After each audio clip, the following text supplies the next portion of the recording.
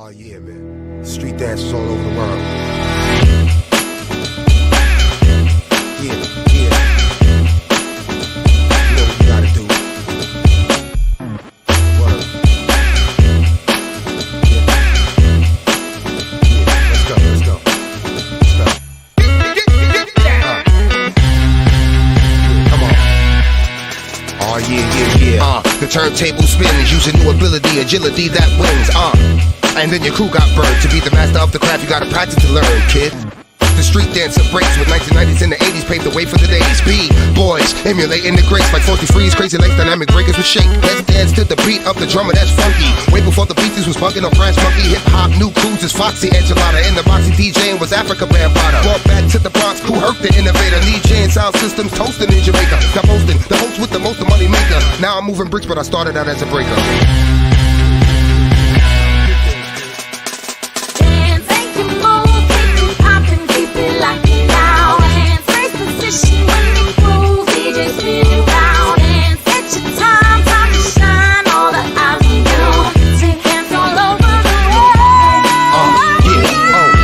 The turntable spins, brothers cautious, listening to Bob James Dauntless, and of course James Brown, funky drummer the sound in the summer, before you saw the hustler in the Hummer. Yeah, and a few years later Melly Mel changed up his gear and switched the game up. The gangs of New York ceased banging for beat, once the whole 5 girls break dancing up in the street. Yeah, the turntable spins, the DJ and MC coincide like twins. The crowd grins cause they know what they came to hear. It's important what you wear, uniform in the fresh gear. Hip hop was visible and heard by many. A backdrop or a mural in the park with graffiti. Dancers, rappers, original, not phony men. Windbreaker jackets, knee pads on linoleum. Dance, make it move, keep it poppin', keep it locked down. Dance, first position, winning groove, DJ spin it round. Dance, it's your time, time to shine. All the eyes on you, street dance all over the world. Hey, yo, you catch a wreck on the floor. Hey, yo, you catch a wreck on the floor.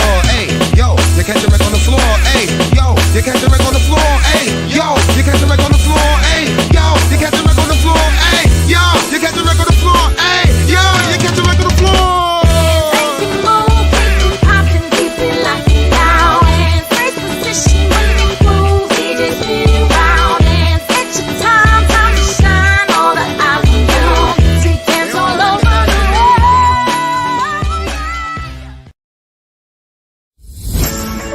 There are 3 easy steps in creating your resume link. Let me show you how. Step 1. Register. Go to www.jobs180.com using any browser and click Register Now. Fill out all the information needed. In choosing your resume link, use your full name so that it looks professional and it's easy to recall by potential employers. For example, Antonio Juan de la Cruz.jobs180.com. Step 2. Create and design.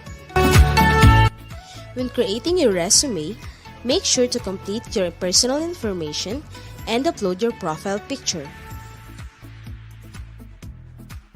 One of the highlights of the resume link is the portfolio section. In the portfolio section, you can show off your skills by uploading samples of your work like documents, pictures, videos, and your social media links. Your resume link also features different themes and you can upload a cover photo. This is a combination of a cover letter and a social network cover photo. Here is an example. You can also download a copy of your resume link and print it.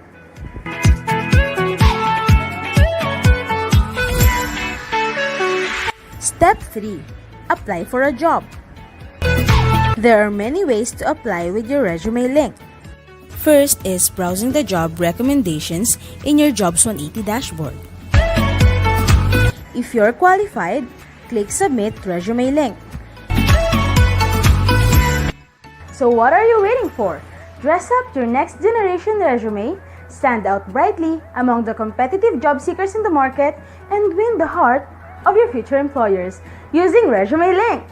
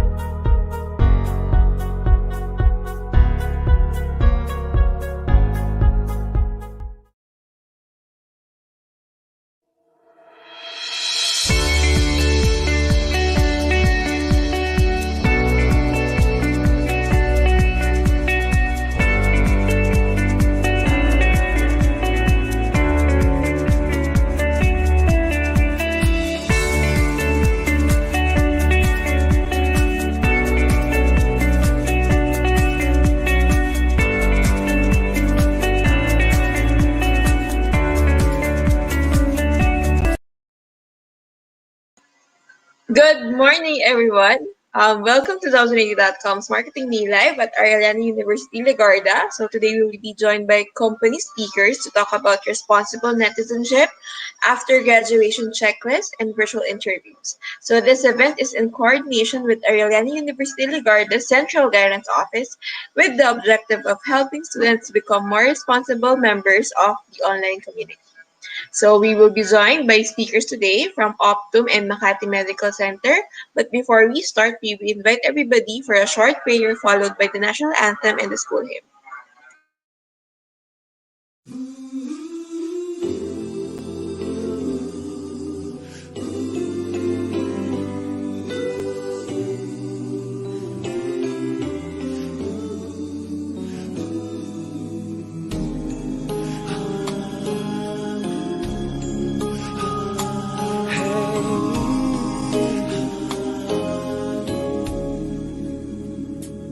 Lead me, Lord, lead me by the hand and help me face the rising sun.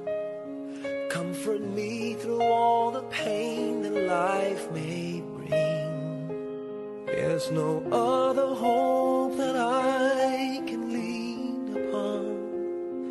Lead me, Lord, lead me all my life. Walk by me across the lonely roads that I may face. Take my arms and let your hand show me the way. Show the way to live inside your heart all my days, all my life. You are my light, you're the lamp upon my feet. All the time, my Lord, I need you there. You are my light, I cannot live alone. Let me stay by your guiding love all through my life. You are my light, you're the lamp upon my feet. All the time, my Lord, I need you there. I just cannot live alone. Let me stay by your guiding love all through my life, all through my days. So lead me, oh Lord.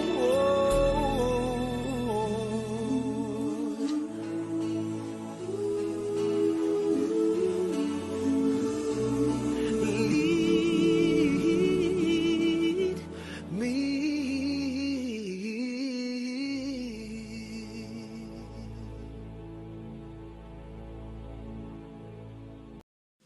Mga kababayan, ang pambansang awit ng Pilipinas.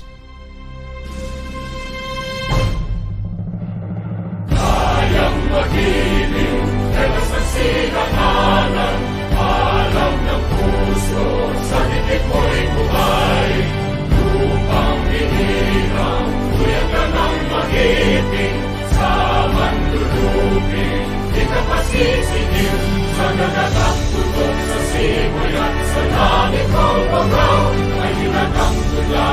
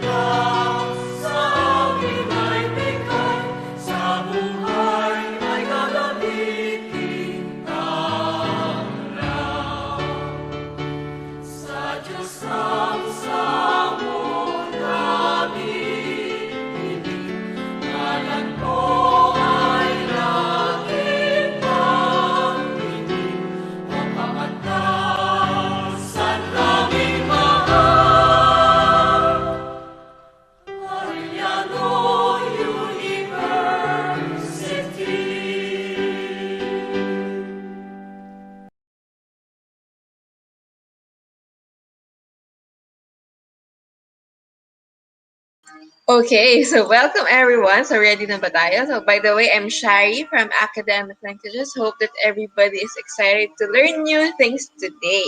So as usual, please comment your name and course and type it in our comment box para makita natin, no? Ay, questions din pala lagay nyo rin sa comment box natin. So before we start, may we please ask for Miss Ludivina Alonzo, our GC, RPM, College Supervising Guidance Counselor for Arellano University, Legarda Campus.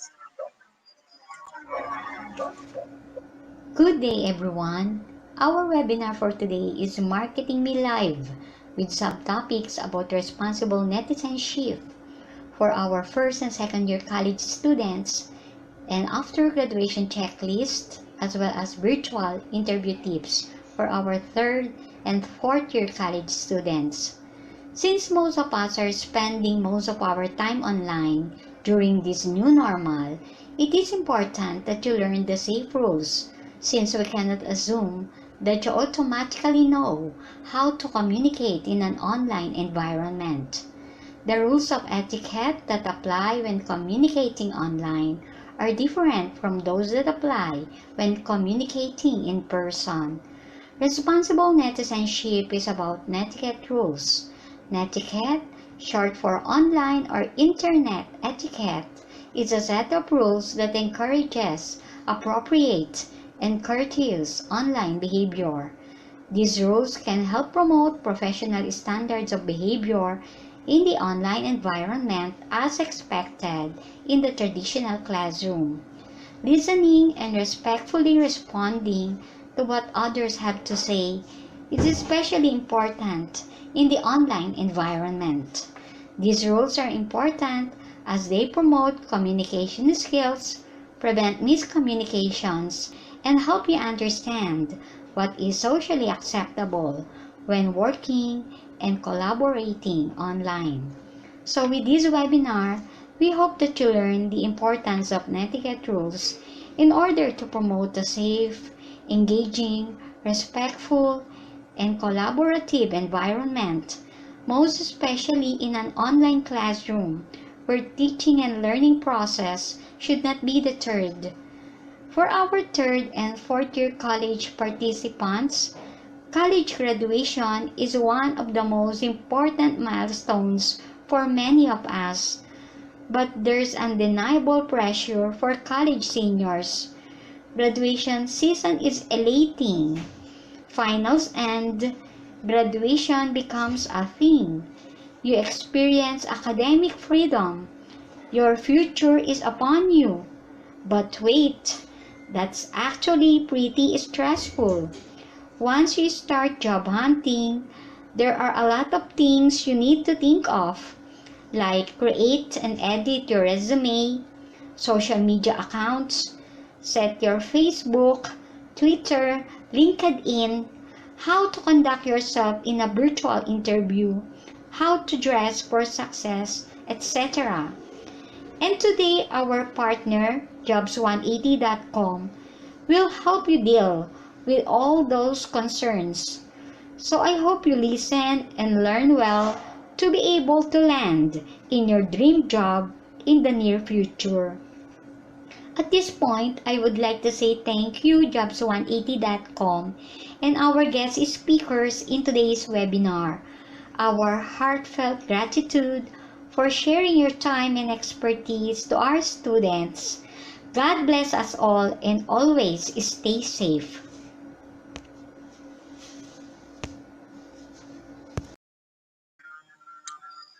Alright, so thank you for that, Miss Lindy. We are excited to start our activities this morning.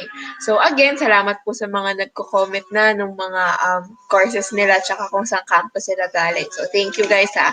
If you have questions for the talk and you want it to be addressed, that gagawin natin yung pagkatapos nung mag-present ng ating speaker. Alright, so here is our schedule for this morning. So first topic is responsible netizenship to be discussed by Optum Global Solutions. For our graduating students, we will be doing after graduation checklist. What are the things that you need to prepare for? That will be discussed by jobs180.com. And lastly, virtual interview tips for those who will be applying or starting their applications this year or maybe next year. So shout out to everyone who is here. So thank you for your time. Please comment your name and course if you have not done yet. And let's go to our first speaker. All right.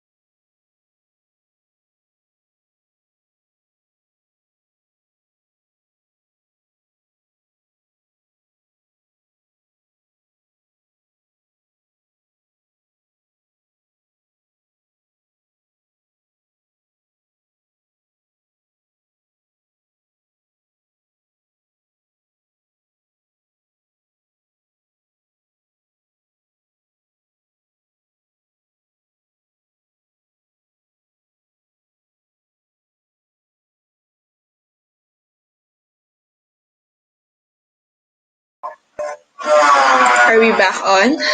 All right. So sorry for that.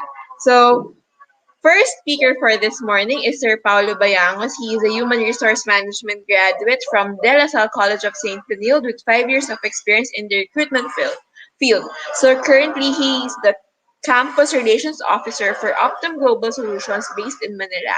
So Sir Paulo, if you're with us na po, can you please join our stream? Good morning, Sir Pau. Morning.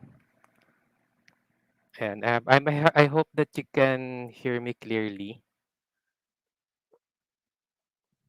Okay, so let me share my screen first.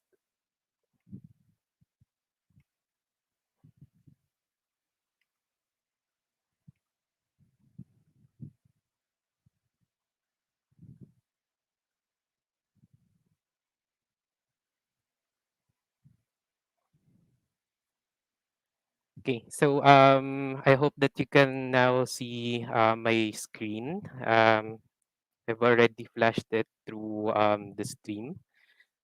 Okay, so before we proceed, I would just like to give everyone a brief background of what Optum Global Solutions is.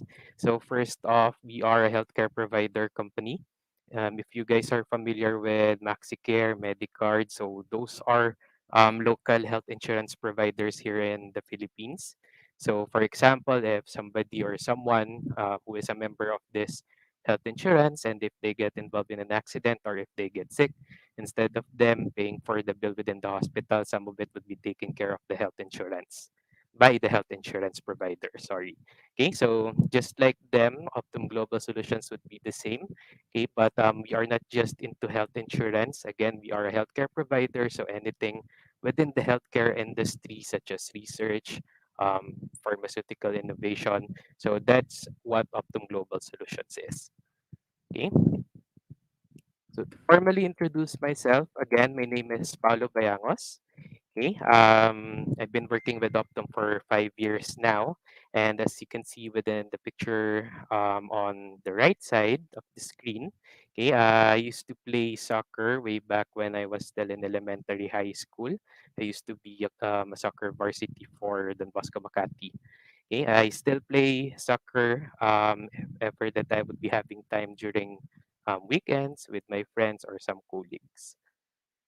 Okay, and I am Hallyu enthusiast. Okay, so what does Hallyu mean? It's technically the Korean wave that we've been experiencing since it's actually for the past years already, not just within 5 years, but almost 10 years already. Um, I'm into K drama, of course, K music as a whole. So not just K pop as a genre, but I also listen to different Korean music genres such as ballad, rock, and so on. And of course, Korean food. Okay, so next or the last thing I would like to share with you about me is that I am a animal rescue volunteer since I think that was 3 years ago. So every time that there would be rescue operations for, well, of course, not just as human beings, but also with our animal friends, they also need help when it comes to disasters happening here within the country. Okay. So to share with you some facts about Optum, we are a Fortune 7 company. Okay, so if you are familiar with the Forbes Fortune 500 top companies in terms of revenue and quality, such as Apple, Amazon, Microsoft, and so on. So as of, I think the data that we have right now is for last 2020, we are at rank 7. Okay, so approximately 200,000 employees worldwide and over 20,000 here in the Philippines. So this is for 2020 data already. Okay, 113 billion annual revenue based on our 2019 statistics.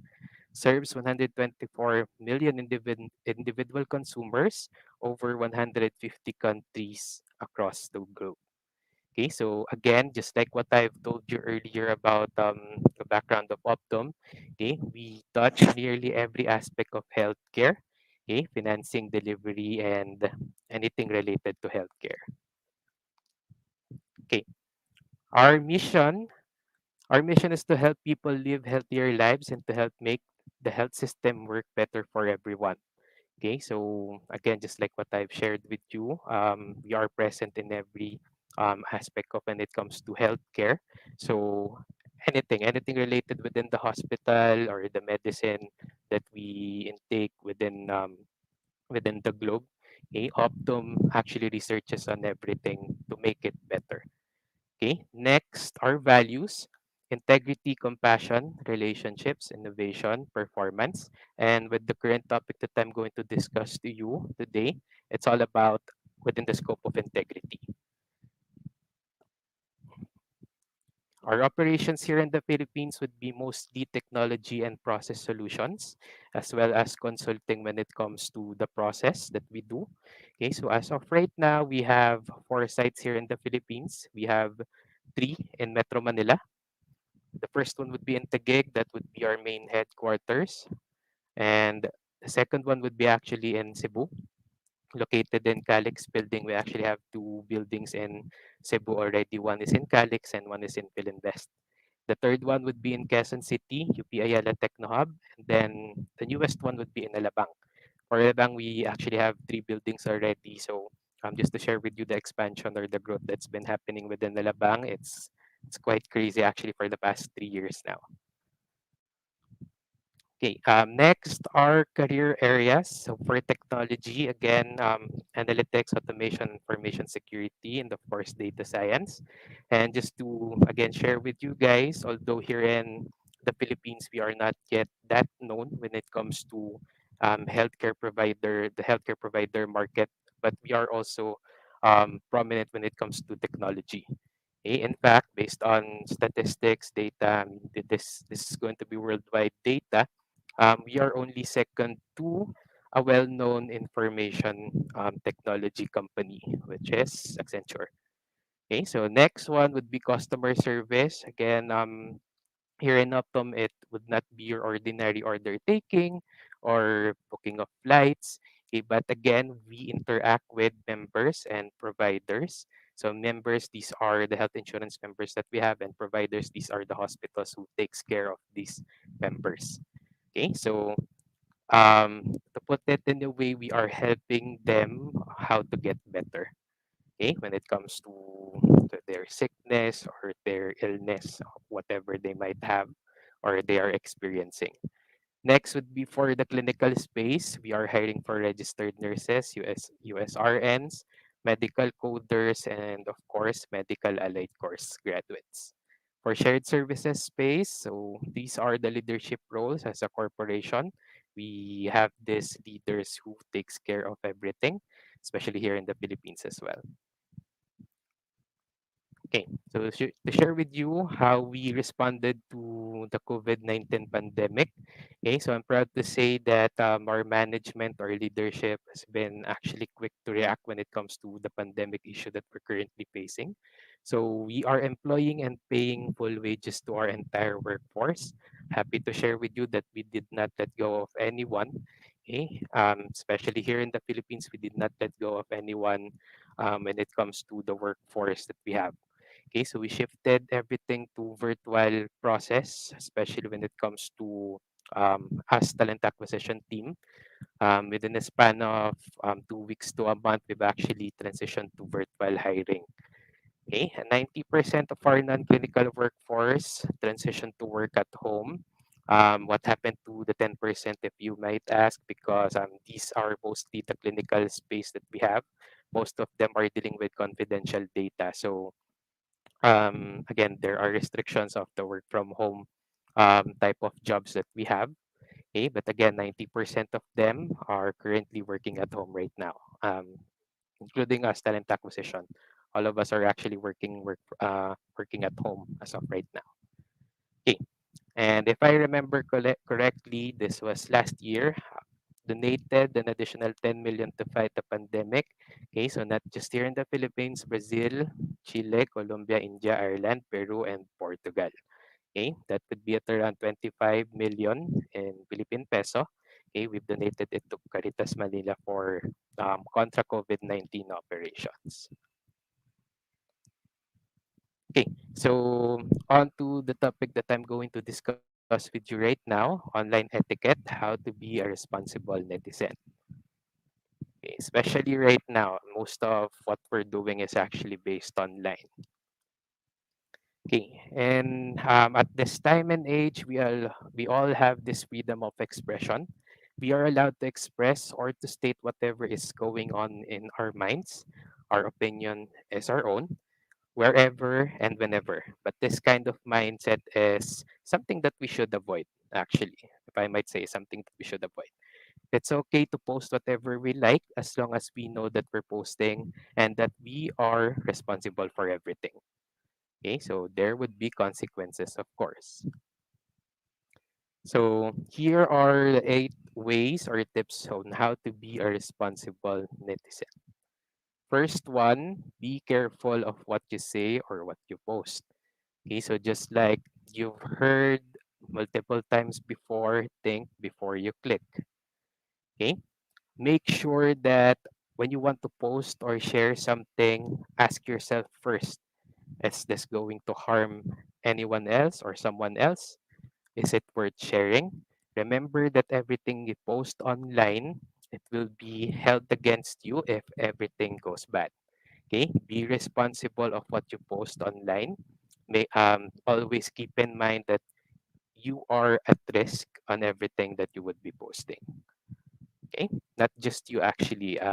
If it will be involving other people or other personalities or even a company or even an organization, okay, it will be taking a toll on both of those sides, not just you but also with them. So next would be mindful of privacy.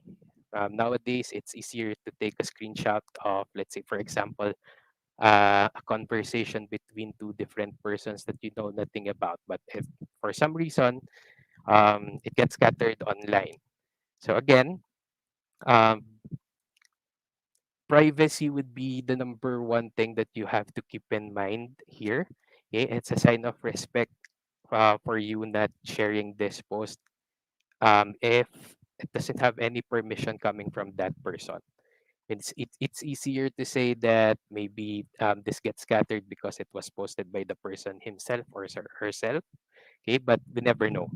Okay, so again, just be mindful of privacy. Third one would be truthful, avoid fake news. So if you wanted to share something, let's say something interesting, be it online through our social media platforms or some of social media or some online sites that you might be a member of, before you share anything, okay, make sure that you do research about this topic. Okay, make sure that it's a fact, not a fake news. Fourth one would be always credit the source. Okay, crediting the source, although I know that the internet was created for, well, for everyone else to share information, some useful information, but always credit the source. Okay, this will be a sign of respect to the creator of the content. Okay, and actually respect and honor to the creator as well. Okay, one would be share expert knowledge. Okay, so I know that it would be fun when it comes to you interacting with your friends online, sharing something interesting or something fun with them. Maybe there would be an inside joke between you and your friends when it comes to this, but try sharing something more informative. Trust me, it's actually helpful, especially when it comes to you joining the workforce. It's going to be part of adulting as well. Man, here in the Philippines, it's quite customary within our family, within our circle of friends, that sharing something informative, um, you might be judged as something who's too noisy online. Okay, just don't mind them. This is shareable information, helpful information. There's no harm sharing helpful information. Okay, you'll never know, maybe this information that you would be sharing, which is useful, can be difference of life and death. The next is recognize and respect diversity. Okay, recognize and respect diversity. Again, when you're behind the screen, okay, you never know um, the person who you would be talking to or you'd be interacting to within the other end of the line. Okay, so an example with this would be for me, I'm guilty of having a network within my social media that I'm not really acquainted to. Okay, so just part of my network, let's say for example with Facebook, I added him or her as a friend, he added me as his or her friend. Okay, but we never really get a chance to talk with each other. So the fact that it happened, I do not know anything about that person, so I'm not sure if I'm going to post something. It might be offensive to them.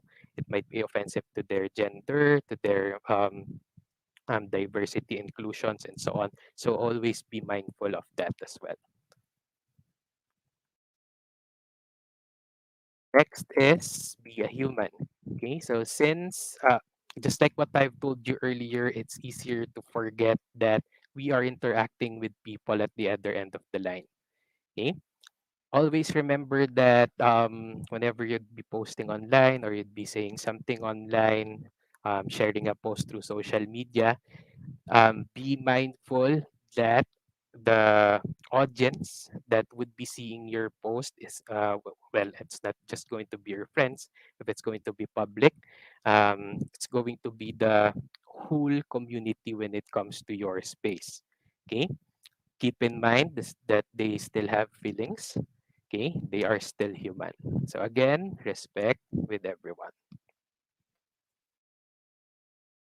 And lastly, don't abuse your power. At this time and age, there are some of us who'd be influencers or in some social media platforms. They are streamers, so they would be having lots of followers that they can easily influence into. Okay. I remember within this tip, I actually remember Stanley's words when he was creating the comic Spider-Man. Okay, with great power comes great responsibility. So always keep that in mind.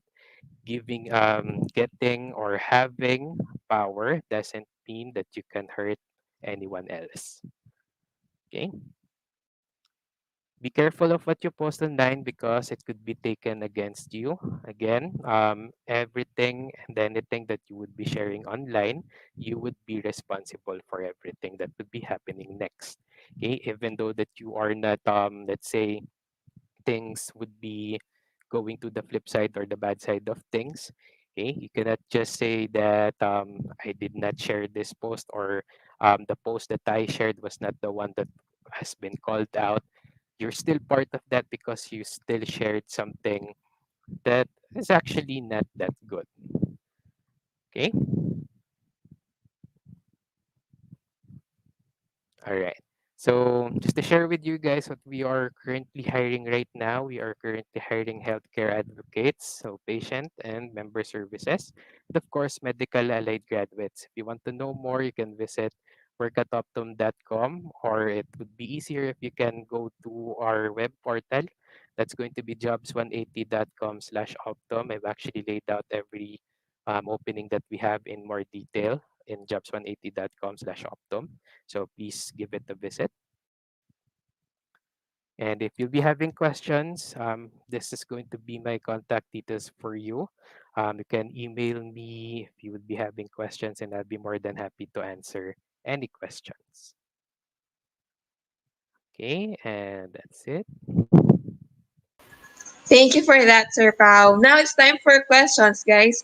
So habang nag-iisip kayo, Sir, nagsulat na po ako ng question ko. First question po. Sir, ano po yung advice nyo for people who are attending virtual classes na sabay-sabay ay na sunod-sunod, sir? Kasi I'm sure it's also taxing for our students, for college or senior high school students na ay na sunod-sunod yung interaction nila pero online. So, ano pong magiging advice niyo sa kanila, or how to make it easier on their end po? Well, what I can advise to that would be more on time management, of course. Okay, so again, just like what you've said, minsan sabay-sabay talaga siya and hindi siya maiwasan. Okay? On my part, hindi siya maiwasan talaga. So, number one, of course, priority would be time management. Okay, lay out the things that you have to do, or the things you have to be present in, whether it's a meeting or a class, or if you're going to have to take on a module or a report or an assignment. Okay, so lay it out for yourself. Do something, some sort of time management that you can do within the day, so that you know what you can done, starting off with the one with the most priority. Okay, so if it's going to be the one with the most priority, at least it's already done. It will be taken care of by you. Hindi mo na siya iisipin, and the rest will come easier. Alright, thank you for that, sir. Next question, sir. From HR point of view naman po, kapag po ba may mga applicants, do you screen their Facebook timeline and look at what they posted? Is that part of how you screen possible candidates? Okay, so actually that would be a good question. Me, as part of talent acquisition for almost 6 years already. Yes, during my experience as a part of a talent acquisition team, I get to search for people looking for a job for a specific position. It's actually one of the practice that I do. Okay. Yes, I do check them through their social media accounts if I can search for them. Okay. Number one, because this is for me to find out what kind of people am I dealing with. Okay. So there is a saying, actually it's from one of my managers before, that everything that you post online, since it's your personal space, you post something, there's nothing wrong with that. But again, this will be reflecting who you are as a person. Okay. For me, I get to interview people, but of course, when it comes to interview, it's an interview. You have to impress whoever would be interviewing you. Okay. So everything that we will see will be mostly your good side. Okay. But of course, when it comes to hiring people, we wanted someone to hire who will be fit for the culture that we have here in the company. Okay, so yes, it's a practice that we do. So if it's going to be a public profile, so mag-ingat-ingat lang sa pinopost siguro. Okay. All right, thank you for that, sir. Sir, we just got a question. It just came in from James Andrew Manila. Some students are posting their professor's name on Facebook by mocking or calling out names. What can you advise them? All right. Okay. I remember way back when I was still in college, my professors would share their experiences with this actually. Okay, so there are some professors who's open to his or her students. So I think being a professor, this would already be something that you cannot avoid. Okay, so again, when it comes to the personality of the students, you're a student professor relationship. Some students are close to their professors, and some are not that close to them. So mocking or calling out their names, if you're going to ask yourself, that's actually not the right thing to do. Okay, even if the professor is the one who's in the wrong side of things. Okay, so there might be reasons why this professor is or projecting that kind of attitude.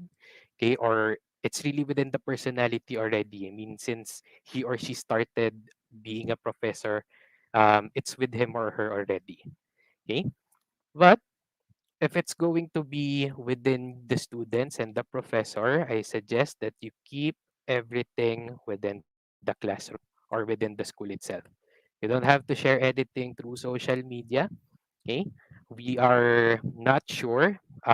Just ask yourself, just reverse. Let's say we reverse the situation. Let's say this professor is also a young professor and he or she is adept in using social media as well. And then he or she would be posting something about his or her students through social media. Okay? So if you don't want it to happen to you, don't let it to happen to anyone else.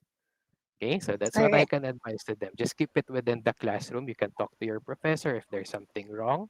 Maybe you can straighten things up. Okay, for sure, your professor will be giving his or her reasons why acting this way or why did he or she give you that kind of attitude. Okay, and of course, learn how All to right. accept whatever the explanation of the professor might.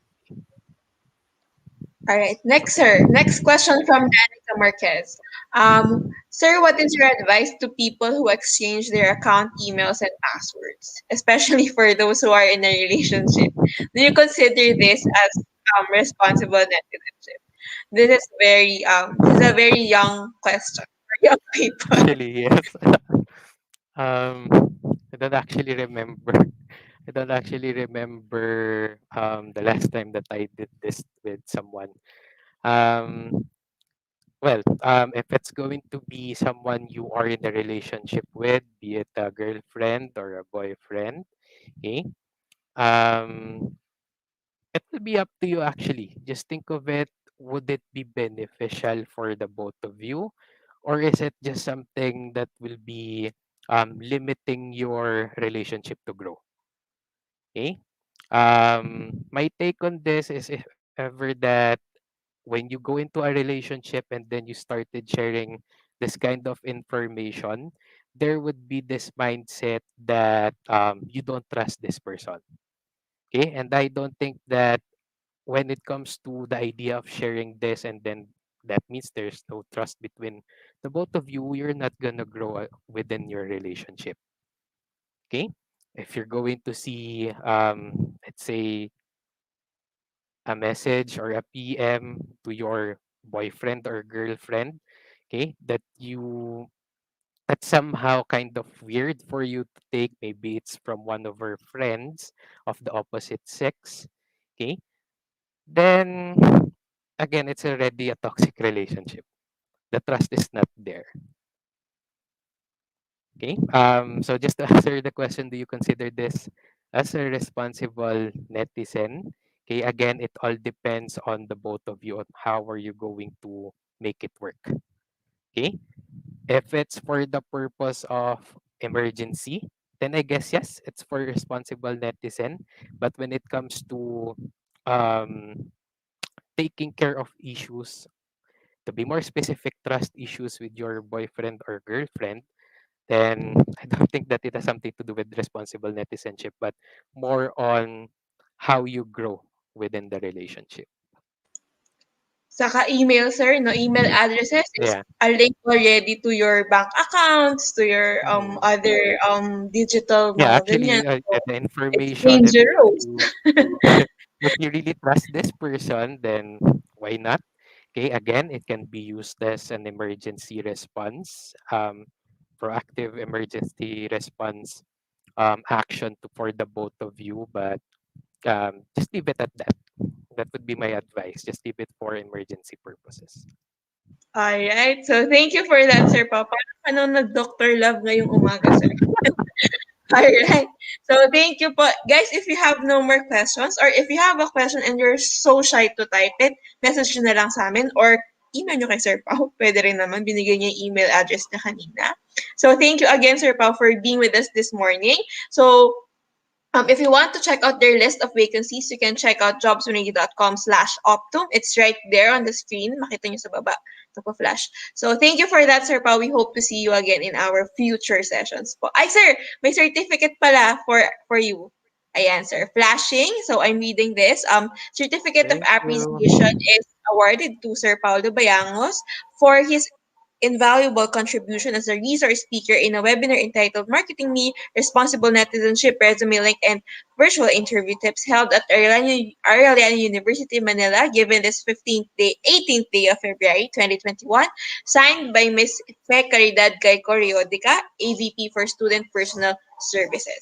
So thank you for that, Sir Pa. We'll send a copy via email po. Thank you so much, Arellano University. This is actually well appreciated, and thanks to jobs180.com for making this possible as well. Thank you. Thank you, Sir Pa. Have a great day po. Have a great day. Good morning again. Bye bye. Bye, sir.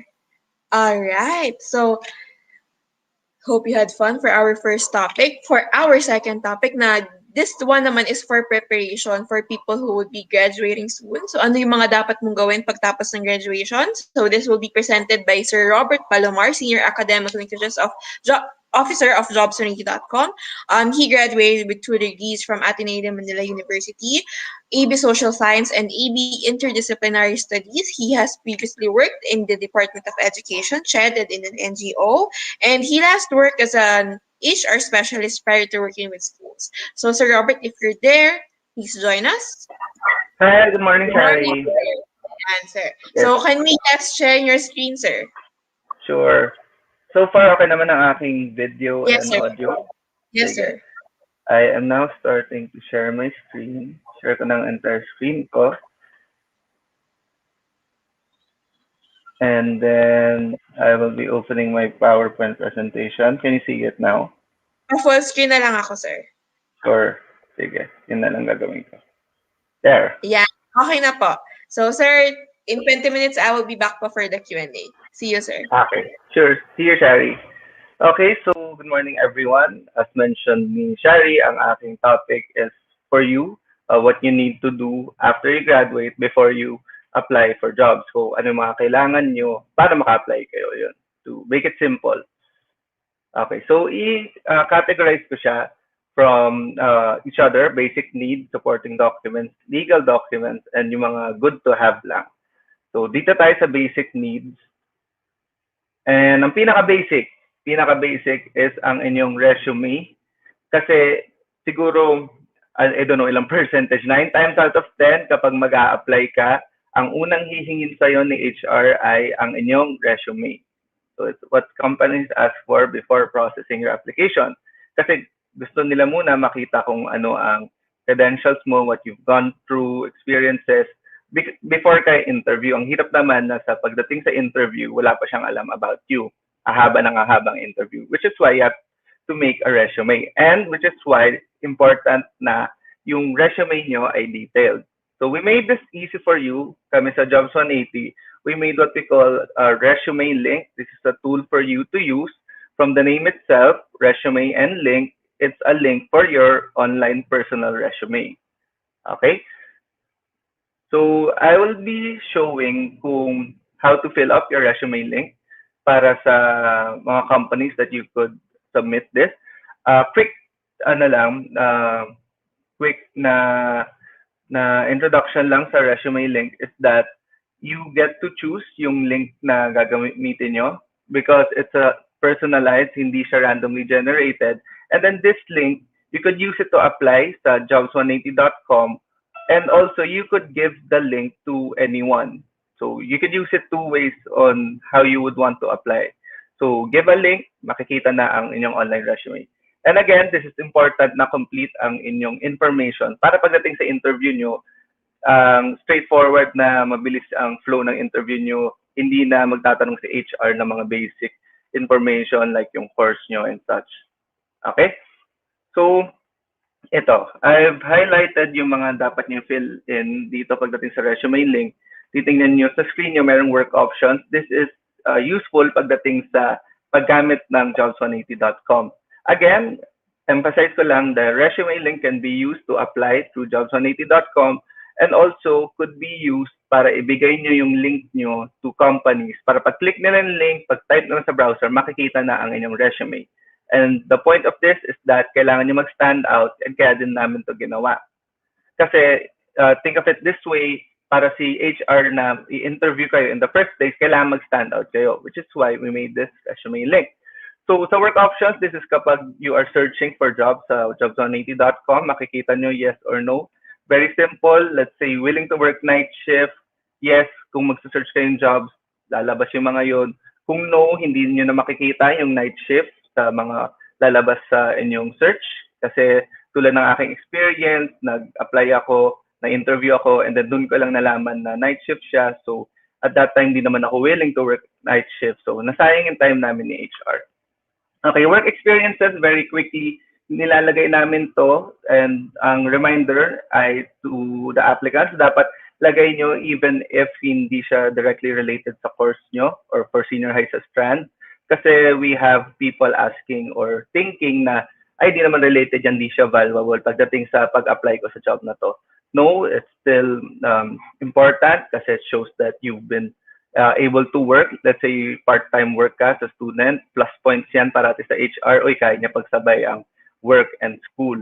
Or kapag hindi naman part-time, makikita, oy, tumagal siya ng 6 months, 1 year. Para tumagal to, tama ang ginagawa niya sa job na to. So lagay niyan sa work experiences nyo. Education, schools, kayo na dyan. Seminars, usually ito ay mga hinohold ng schools or even organizations outside for certain topics to teach you about kung anong meron sa topics na to. And tip ko lang dyan, huwag kayo maglalagay ng seminar na hindi kayo nag-attend or seminar na nalimutan nyo na kung ano yung pinag-usapan. Kasi again, parating example ay sarili ko na when I put seminars dun sa aking resume and then tinanong ako, what about this? Wala akong nasagot na maayos. So, minus points and nakakahiya for me. Certifications, different to from certificates. Certificates usually binibigay dun sa seminars na nabanggit ko kanina. After mo mag-attend ng seminar, meron kang certificate na proof na nag-attend ka dun sa seminar na yon. Certifications, usually ito ay may kailangan kayo i-pass na test to be certified. Meron kayong units or classes na dapat tinake. Let's say, for example, to be a teacher, kailangan may education units kayo. And then, kailangan nyo mag-test ng licensure exam for teachers bago kayo ma-certify. Para hindi basta-basta na anyone can teach anywhere. So, ito ang reason ba't natin sinacertify yon. Okay, so achievements, ang reminder namin dito is for students, huwag isipin na ang achievements lang related na ilalagay nyo sa inyong resume ay academics. So, hindi lang ACAD, hindi lang nakalagay sa screen nyo, hindi lang cum laude, hindi lang DL, honors. Kapag yun ang inyong achievement, very good for you, siguraduhin nyo lagay nyo yan dyan. But if hindi yun kasama sa mga na-achieve nyo while you were in school, pwede kayo maglagay ng mga things outside tulad na, here, Student Leader of the Year. Paano ka ba naging student leader? Well, usually it's your work sa organizations nyo sa school. So maybe nag-head ka ng project for an organization, those are achievements. Or kahit outside school, let's say nag-lead ka ng volunteer work sa inyong community, sa church. These are all achievements that you can put here. Next, skills and languages. Dito muna tayo sa skills. Similar dun sa achievements, we need to be more open sa kung anong pwede natin ilagay dito. Sa skills, ang reminder namin is for you to put skills even if they are not directly related sa course nyo. Why? Kasi ito ang favorite example ko, medyo extreme, pero let's say culinary graduate ka and then ang nilagay mong skill ay cooking, paano ka na iba sa other graduates with the same course? Again, kailangan natin mag-stand out. Kailangan ng resume natin ay mag-stand out, ang details niya, mapaisip si HR na, oy, kakaiba to sa lahat ng ibang graduate sa same course. Which is why yung skills na lagay nyo, wag lang cooking. Ina-assume naman na ni HR, lahat kayo marunong nun. So, tingnan nyo to sa screen nyo, Photoshop, videography, photo editing. It shows na, halimbawa, doon tayo sa culinary course mo pa rin. Kahit ito ilagay nyo, it shows that you are creative. It shows a creative side sa'yo. Maybe it gives the HR an idea about, they made time and effort to learn something like this while studying. Yung iba, nilalagay dyan, public speaking. So, this person, this is a confident person. I would want this sa aming team. So, may mga lalagay kayong skills dito na mapapa-reflect si HR. Ma-distinguish kayo doon sa mga ibang nag-a-apply. Languages, dyan naman sa ilalim, Filipino and English, I'm assuming almost all, if not all, ng nanonood dito, pwede ilagay both dyan. And you could be more specific pagdating sa Filipino na language. Merong, ako kasi Tagalog lang ang kaya ko ilagay. So, lilimit din ang aking na-a-applyan. Kasi kapag meron kayong ibang language dialect, ma-broaden yung kung anong pwede niyong apply na work. Or let's say, nag-apply ako sa isang NGO, it's a similar position, and then itong position na to ay merong pwedeng sa all over the Philippines, merong NCR, merong Visayas, Mindanao. So ako, Tagalog lang, nakalimit ako sa NCR. So yun, kaya nyo kailangan ilagay sa languages. References, ito naman ang aming mga kinokontak para tanungin kung ano ang inyong job performance, how you work in school, how you work in groups. So lagay nyo dito usually teachers and supervisors. And wag lang yung mga kaibigan, family. We don't value that much kapag yun ang nilagay niyo as reference. Actually, kapag yun ang nilagay niyo as reference, mapapaisip kami, bakit family ang nilalagay nito? May tinatago ba to sa pwedeng sabihin ng kanyang mga teachers, ng kanyang supervisor? So, iwasan niyo na yun. Wag niyo nang gawin at all. And lagay niyo ang very common supervisor, OJT na supervisor, work supervisor, teacher, thesis advisor, yon, yung mga yon. Yun ang ilagay niyo dyan. Don't forget lang na magpaalam kayo na ilalagay niyo sa last reference. Number 1, as a sign of respect. Number 2, para sigurado kayong naaalala kayo ng mabuti ng teacher. Kasi ina-expect nila na makokontak sila ni HR for this person. Minsan kasi si teacher, ang dami-dami ng student, let's say, years before, second year niyo siya naging teacher, but maganda performance niya sa kanya and magandang mabibigay ng feedback sa'yo. But si teacher, baka hindi na naaalala name mo, baka nakakasalubong mo siya sa school, alam yung face mo, yung name, hindi. Yung iba familiar sa name, I know, may student ako gantong name, sino nga ba uli siya? Kapag nakita niya, mare-refresh yung memory niya. So, don't forget magpaalam kayo. Okay, next is the portfolio section. Ito ang main advantage of having online resume, tulad nitong resume link. Kasi sa portfolio section, again, ipapakita ko, ma-attach nyo na lahat ng documents na kakailanganin nyo. Dito, ilalagay nyo yung mga documents that I will be explaining shortly after. Yan, nandiyan sa images, you could attach images, attach documents, links. Ang purpose nito is that nandito na lahat. Lalagay nyo na dyan yung sa portfolio section nyo.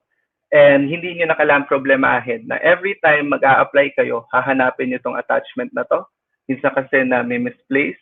Minsan, ida-download nyo pa isa't isa. Minsan nagkakamali pa ng attachment. Minsan yung draft yung na-attach. Yan, nangyari na sa akin yan. Draft version yung na-attach. Yan, nakakahiya. Dito, kapag na-screen nyo na at nalagay nyo na lahat ng attachments na kailangan nyo, hindi nyo na kailangan pa ulit-ulit gawin. Send nyo na lang yung inyong link. Okay, what else? Basic needs, bukod sa having a resume, itong resume link, companies usually ask for a letter of intent. Sinasabi mo dito kung ano yung ina-applyan mong job at kung bakit mo gusto mag-work sa company at dun sa job na yun, ba't mo gusto yung position na yun. So you can use a template. Siguraduhin nyo lang na may edit nyo pagdating sa position at sa company. And since magte-template naman na kayo, siguraduhin nyo tama na yung grammar, walang typo. And then dito sa screen nyo, again, pwede nyo na lang ilagay ang inyong link. So that's my link, robertpalomar.jobs180.com.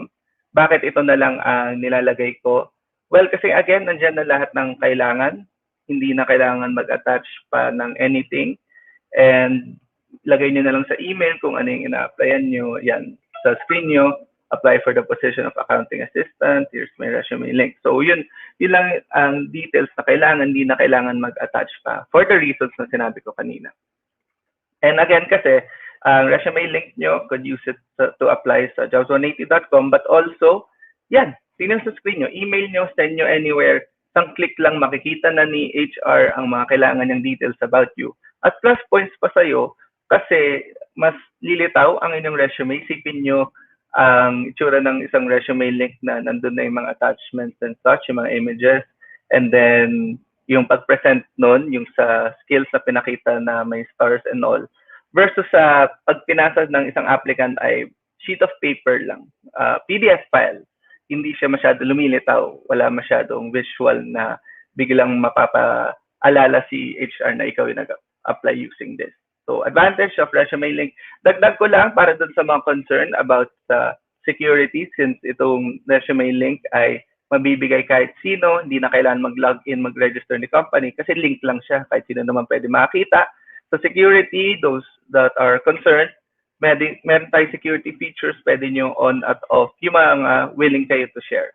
And also, ang advantage dyan ay real-time update siya. If today gusto mo share yung birthday mo, bukas nagbago isip mo, off mo lang, save. So, aside from that, kasi, let's say, kapag standard resume yung binigay mo, may gusto kayong bawiin na details, wala na, touch move na, nasa kanila na yun. So, summarize basic needs, ang resume link nyo, at basically ito, resume link kasi ang letter of intent nandiyan sa email, resume link kasi nandun na lahat ng kakailanganin nyo.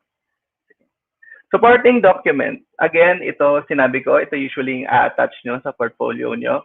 Supporting documents nilagay ko separate from basic needs. Kasi usually basic needs, kailangan mo agad yan para mag-apply. Application pa lang, interview pa lang, dapat meron na yan.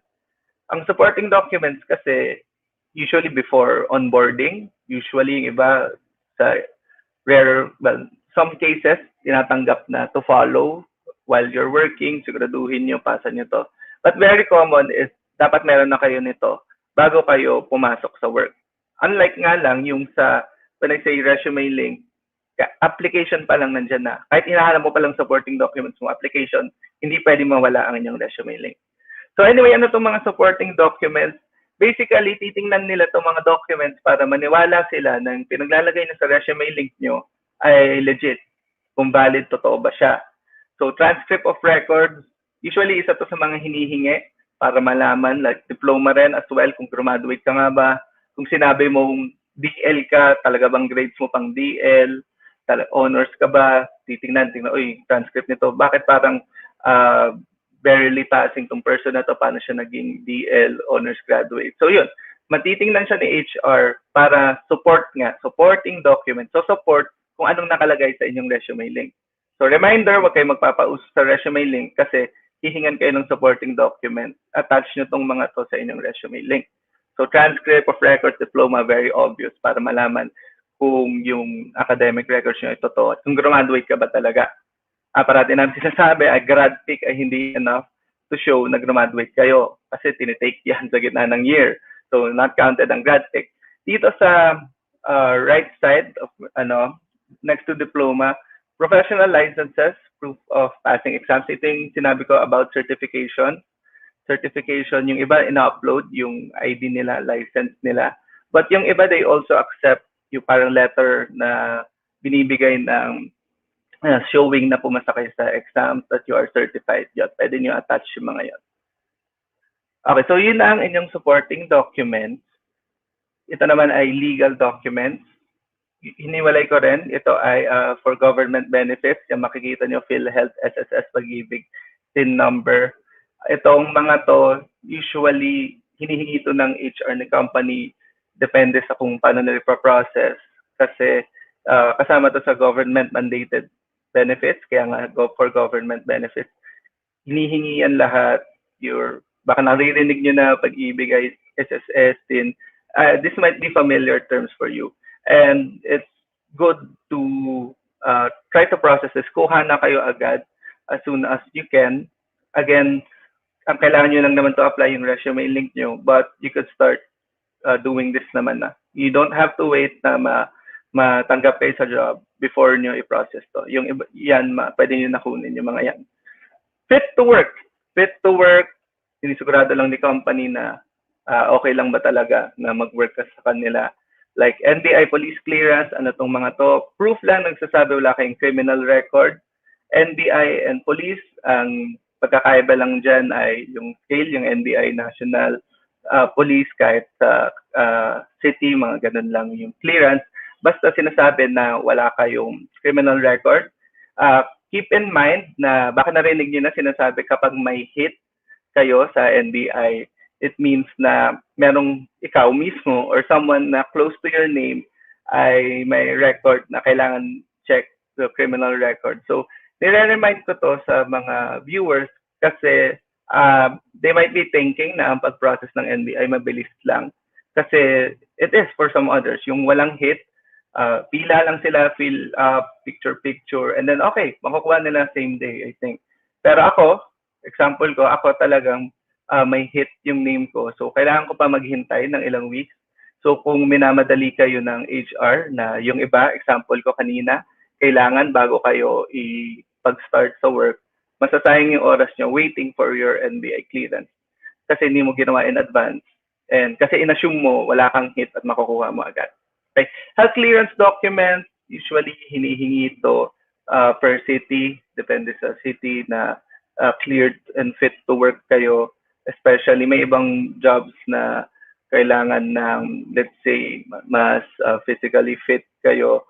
May medical clearance, ilalagay kasi yan after you have your medical test. May category sila if talagang fit kayo, if may kailangan tingnan pa. Other than that, if you need to take further tests to prove na okay kayo dun sa work na ina-apply nyo. Okay, so identification, usually kasi hihingan kayo ng government-issued IDs. IDs, well, obvious naman na kapag abroad kayo mag-work, hihingan kayo ng mga passport, visa, yun. Pero kahit sa local lang, hihingan pa rin kayo ng identification na ID, government-issued, hindi lang yung ID, ewan ko ba, alumni card, ganun, hindi siya tinatanggap usually. So, be sure na meron na rin kayo nito.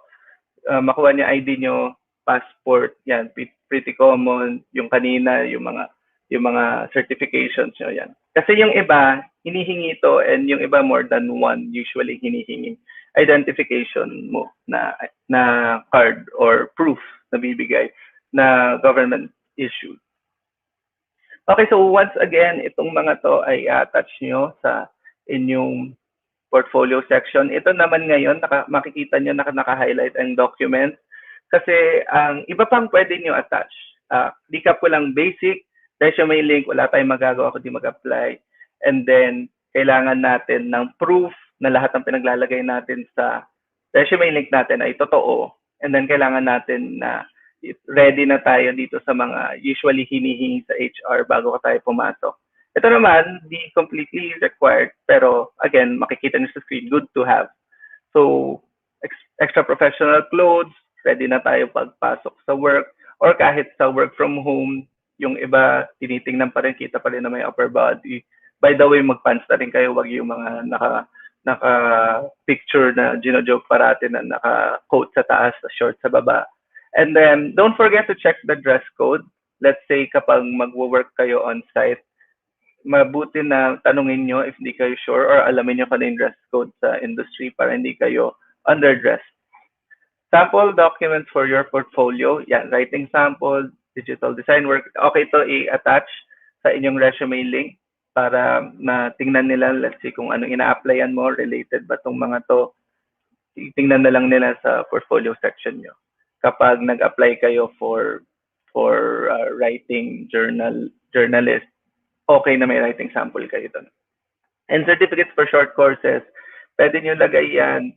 Nilagay ko to in particular kasi a lot are taking short courses ngayon, staying from home. So, good use of your time to make use of itong available short courses. Okay, so that's it for my presentation. Ito ang ina-advise ko na you get for now. Actually now, hindi mo na kailangan maghintay after graduation. Pero as soon as you graduate, hopefully makompleto mo to agad. And if you have any questions, like us on Facebook, facebook.com/jobs180, comment or send a message sa messenger, may sasagot sa inyo dyan. So yan din, tingnan nyo na lang yung rest of the screen. These are the ways on how you can contact us. Okay, so I think, yeah, that's it for my presentation. And I am looking forward to Q&A, which is, I guess, coming up right now. Hello, Shari. Thank you for that, Sir Robert. All right, guys. So, do we have questions? So, habang nag-aantay ako ng questions nila, sir, pwede ko po bang itanong, ano yung pinakamatagal i-process na requirement? Pinakamatagal na process na requirement, I guess it depends nga. Sa akin kasing NBI talaga, kaya ako pa ulit-ulit kanina. Kasi hindi ako cleared agad ng basta-basta. And yun, kailangan ko maghintay. Usually 2-3 weeks pa nga na wala akong magawa kundi maghintay for them para maayos yon. And then, yung iba na delay lang dahil sa ID. Yung iba, halimbawa, nung tin ko, may tin na ako agad on the same day. Pero babalik pa ako for the ID. Actually, hindi ko yata nakuha ever. So, wag niyo ako gayahin in terms of doing that. Sige. Alright, so thank you for that, sir. Next question po. Kasi sir, may nakita ko dito mga first year, second year, anong age po yung pwede na silang magkuha ng SSS, TIN, tsaka mga PhilHealth Pag-ibig? Kasi this ones, they can prepare before sila pumasok sa trabaho, di ba, before employment. Pero since relatively yung mga first year, second year, third year college, ganyan, sir. Anong taon yun pwede? 18 po ba pataas pwede nang kumuha? Actually, pagdating dyan, I'm not so sure. Wag niyo ako i-quote. Ayoko kasi magsabi ng wrong information. Although yung information about this ay available naman online, it's very easy for you to search. And although, of course, ang assume natin 18 and above, but I don't know for sure. Ayoko magsabi ng anything na mali sa ating audience, but I'm sure na madali lang siya mahanap. Actually, pwede ko nga i-google ngayon at magpanggap ako na alam ko talaga. Pero I'll leave that to you ang pag-search. Okay lang yun, sir. Ayun. Next question po from Sa David. If hindi po na-renew yung certificates, yung mga offer po ng TESDA, if expired na po, okay lang po ba yung ilagay or wag na lang? Renew of certificates. I'm guessing sa certifications ito. And if kailangan I'm guessing it is. Diyan ko siya ina-assume. If hindi siya expiration renewed, I'm not sure about expiration, but sabihin natin mag-expire nga siya, let's say sa test naman or some other na certification na pwede niyo ilagay sa resume link niyo. Okay lang naman sa akin na ilagay niyo. And kasi you earned that certification naman na there's a time na binigay sa inyo to. And it's pwede mo na lang na, I guess, i-renew while you are working, applying. Kasi again, sabi ko kanina, resume link naman yung unang step. Pwede nyo naman na to follow yung iba. Yung iba nga tinatanggap na iba sa work and then saka nire-remind, oy, pasa nyo to by next week.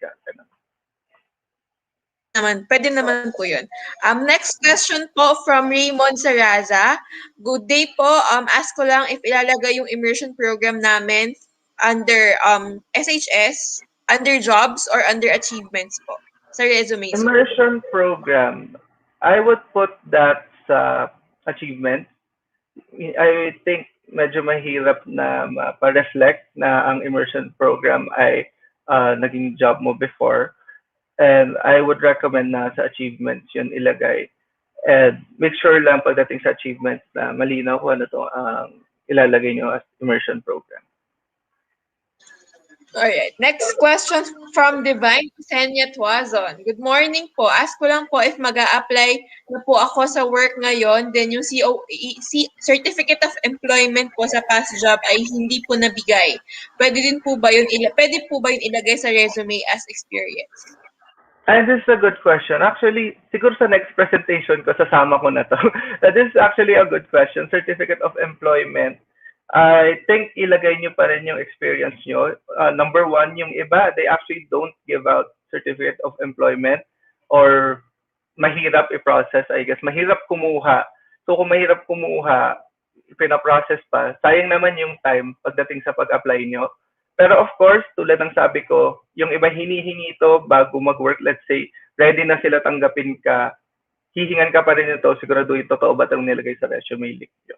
But also, sabihin natin, possible din kasi ilagay nyo siya sa resume link nyo, tapos walang COE. Pwede rin naman kung nasa references nyo, i-contact ni HR, oy, nagtrabaho ba talaga to sa inyo? Sabi niya gantong year. Okay, so kung totoo naman, pwedeng gumalaw yung application nyo. And habang gumagalaw, kunin nyo na rin lahat ng COE na meron kayo. Okay. So, thank you po, sir. Next po, from James Andrew Monelia. Aside from encouraging everyone to use resume link, what can you advise students for them to have a good resume? Like the inclusions and tips for us to have more experiences. Okay, well, sama ko na lang sa resume link kasi hindi ko na mention earlier before, hindi pa siya part ng aking presentation. Resume link, it will help you make it your resume more appealing dahil meron tayong cover photo doon. So isang tingin mo pa lang, may idea ka na, isang tingin pa lang ni HR, may idea na kung what you want to say to them, anong career gusto mo, at kung something about you, express yourself. So that additional yan dun sa resume link. Dun sa question mo about advising students for them to have a good resume, very important for me na detail but straight to the point. Kasi pagdating sa resume link, ang content, tulad nung sa seminars na kanina, kapag tinadtad mo yan ng sobrang daming seminar, mapapaisip ako as HR, bakit kailangan lagay na marami? Bakit hindi lang yung relevant yung lagay niya? Hindi ba ganun ka-relevant yung una, kaya kailangan sobrang dami na ilagay? So yun, make sure na straight to the point, pero it gives the detail na talagang kailangan ni HR. Bawa sa job experience, pwede mo kasi lagyan yung ginawa mo actually dun sa job, yung position mo. Be sure reflected yung mga yon kesa kung hindi siya nakaspecify. So, isipin nyo kung ano ang kailangan na info na malinaw kay HR at yun ang ilagay nyo. Kapag may extrang iniisip namin, kailangan ba talaga to? Bakit nandito tong mga to? Bakit kailangan punuin niya? Hindi ba siya confident sa kung anong na-experience na niya para mag-apply sa amin? So maraming reasons kung bakit kailangan avoid yung talagang dinadamihan mo yung laman. For the sake of lagyan lang, hindi siya paramihan ng content sa resume. So gandahan nyo, gamitin nyo yung talagang kailangan magamit. So thank you, sir. So for our audience, be productive members of the community. Ayan, parang it pays, no? Huwag kang mahiyang mag-join ng mga extracurricular activities sa school or outside of the school kasi malalagay mo naman yun sa CV mo. So maybe you're not thinking about it right now, pero it pays in the long run to be an active contributing member sa community ninyo. Alright? Sir, last question from Christian Talingdan. Why does current job interview today often give initial phone calls first and not to pass the resume first po? Current job interviews through initial phone calls. I'm not sure kung ano context kung kailan nangyayari na binibigay initial phone call. Kaya ako sinabi na pass resume first is that walang info sa HR paano ka mabibigyan ng initial phone call if walang resume. But sa context ng question, hindi ako masyado familiar sa kung ano ang setup para tawagan agad ni interview si applicant. Pero dagdag ko na lang pagdating sa phone call, sabihin natin, mangyari tong question ni Sir Christian na nauna ang phone call kasi sa resume, be sure na kung ano mang dapat sa resume, kaya mo rin sagutin kung anong tanongin sa'yo sa phone call. Or familiar ka na sa content na inyong resume link. Kasi kung ginawa niyo na sa agad at sabihin natin sa rare instances na tinawagan kayo ng hindi niyo pa napapasa, and well, mabuti na alam niyo isasagot niyo sa kanya. Kesa kung hinintayin niyo na sobrang tagal na gawin, kung pag tinawagan kayo, baka kailangan mo pa isipin, ano nga ba achievement ko, ano nga ba yung na-take kong extra course, mga ganun. At ito sir, may naisip ako. Siguro sir, possible nangyari dito. Kapag hindi kasi resume link yung gamit, kunyari sa ibang platform, kahit hindi ka mag-apply sa company, meron silang ma-generate na info gamit yung mga phone numbers. Yun lang yung kailangan nila.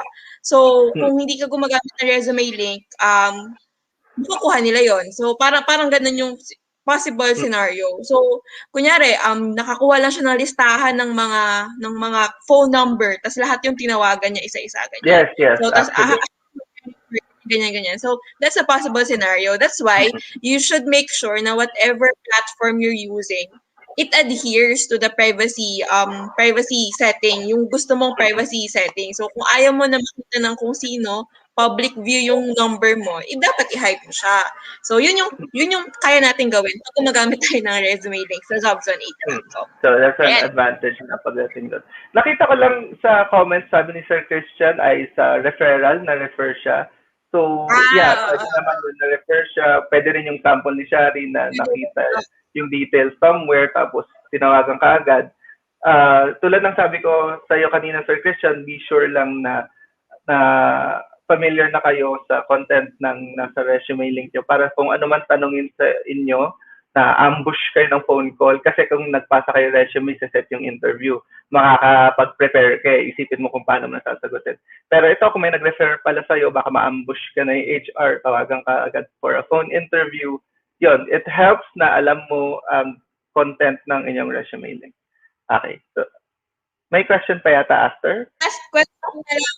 Last question na lang, sir. Can we use the certificates from webinars in applying for a job?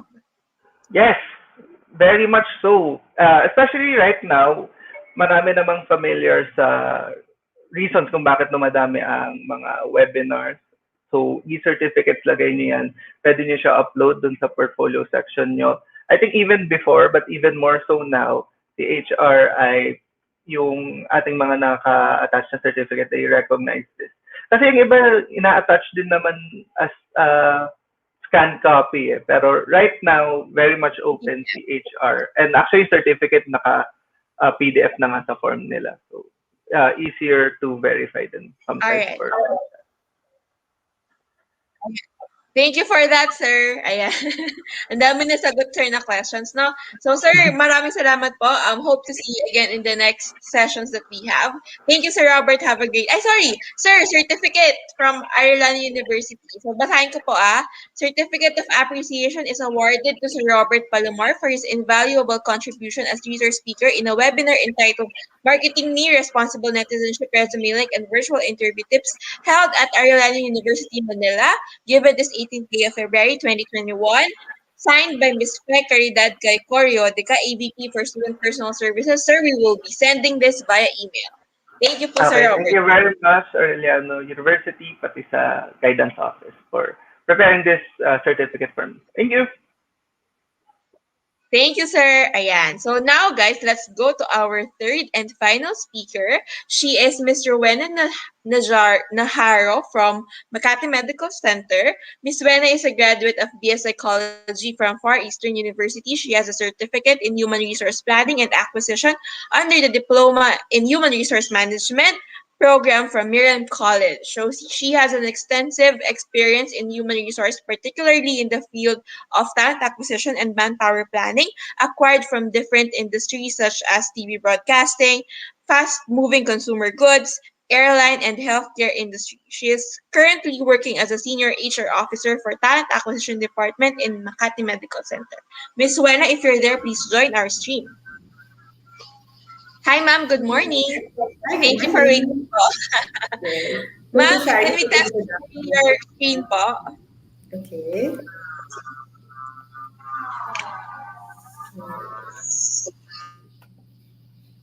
There. Let's just wait.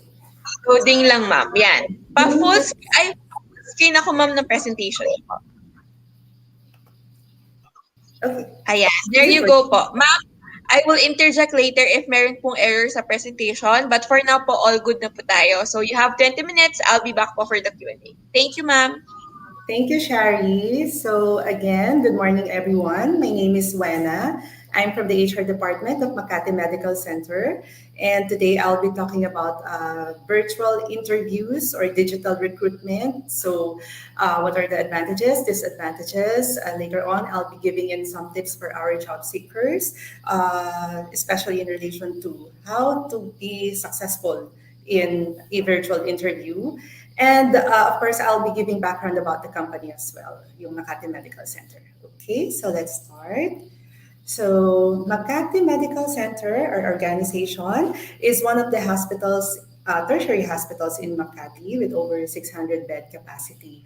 This is one of the hospitals owned by the Medical Doctors Incorporated, a subsidiary of Metro Pacific Holdings Incorporated under the chairmanship of Mr. Manuel V. Pangilinan. Manuel V. Pangilinan. Sorry, Mr.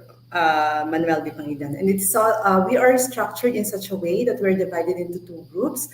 The medical group, which is the 85%, comprises 85% of our population. So under the medical group, this is where our allied health professionals are. So yung medical services team namin, this is where our physicians are. Professional services is our outpatients. So these nandito yung mga pathology and laboratories, nuclear medicine, oncology department. So basically, this is where our medtechs, our medical technologies are. Kanina meron akong nakita some of the medtechs na students who are online. And then we also have ECG technicians here. And then in terms of our inpatient naman, this is under our nursing and patient care services department. So bedside nursing. So emergency department, ICU department, maternity unit, and so on and so forth. We also have other departments under which yung hospital license and accreditation, medical education and research, pharmacy services, nutrition and dietetics, institutional review board, infection prevention and control, and yung antimicrobial stewardship team namin. On the other hand, we also have the corporate group, which comprises 15% of our population. So just like any other industries, we have the human resources management and development. We have the where our engineers are, yung facilities management and engineering, quality management team. Normally here, we hire for industrial engineers. Service operations, so these are the people or the team who helps our medical group in terms of frontline servicing. So this is where yung mga patient service or customer service is where we hire those people under service operations. We also have finance, in IT, creative communications and sales services, and of course procurement. Okay, so we've been in the industry for over 50 years. We were incorporated in 1969, and our promise is to value lives and provide premium and personalized healthcare services to our patient. So we are not just accredited by the local governing bodies natin, but also we are accredited by international certification body for hospitals, which we call Joint Commission International. So it's a proof that we provide world-class service and superior patient care. Also, we have pioneered some medical innovations, significant clinical research initiatives, modern medical advancement and trainings, and we have consistently produced many of the outstanding physicians of the country today. So, our tagline, Makati Med, remains to be the hospital with a heart. Okay, so Just briefly, our mission is to provide the highest quality healthcare experience for all stakeholders. And our values: compassion, professionalism, service excellence, teamwork, and integrity. Our vision is to be the nation's most trusted, caring, and internationally recognized healthcare institution, focusing on top-notch service, expertise, and technology. So the key to having or to achieving these goals, to achieving this vision, is of course to hire good people who will represent the company and who will drive these services and top-notch services. As it is really already hard for us in the healthcare industry. It is already hard for us to pull and hire candidates for the medical group because of a number of constraints. We need to hire people who have license, diba? Skilled professionals, and there are scarcity of talents for the medical field as of the day. Tapos, it is even harder now because of the roadblocks and the challenges that we have been facing. So number one, di ba, meron tayong K to 12. So there will come a time that there will be no graduates.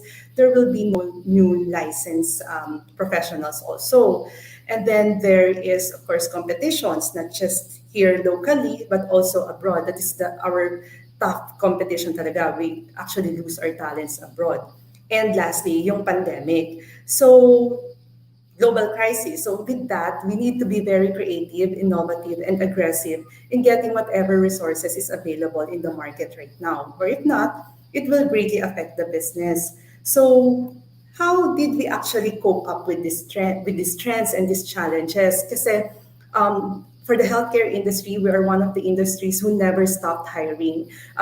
We consistently create job opportunities and hire staff, even though there is a we have even though I have mentioned the roadblocks kanina, the three roadblocks that I was mentioning. So how do we cope up with trends or these challenges? So we have strategies. We have created some programs to create opportunities also for our job seekers and at least to address the scarcity of talents that we are having right now. So in terms of hiring, we were not just before kasi dapat we would, especially for our nursing and patient care services team, di ba? Registered nurses, isa ito sa mga scarce talents right now because where do we see them right now? Abroad, di ba? UK, Canada, because it's a totoo naman, better opportunity there.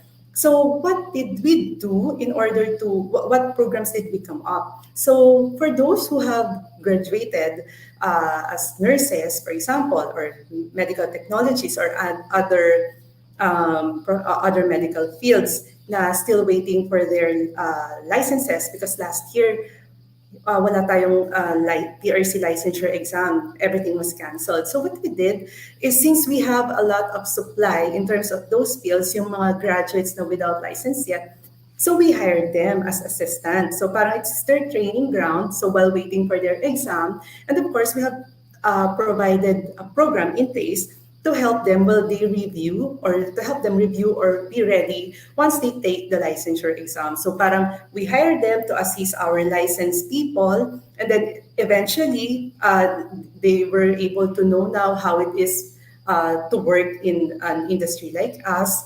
Tapos once they get to be license eventually. So they are our pool of talents already for that field. So we help also strengthen our networking and partnership in terms of the like this virtual university recruitment event. So we are taking advantage. So we were very thankful with Jobs 180, and we were because they have been inviting us to spotlight events like this. And of course, we have created talent development programs to make our people, our employees, ready for future leadership roles, siguro 2 years, 3 years, or 5 years from now, that will also help solve yung retention of the people, or especially yung mga talents that we are valuing. So we also have programs that would cut on costs and expenditures and will ensure productivity of the employees, even though we have been doing some processes in relation to yung mga flexi hours, remote work model, yung mga work from home. We have done that, not for our medical group, of course, but at least for some of our corporate groups.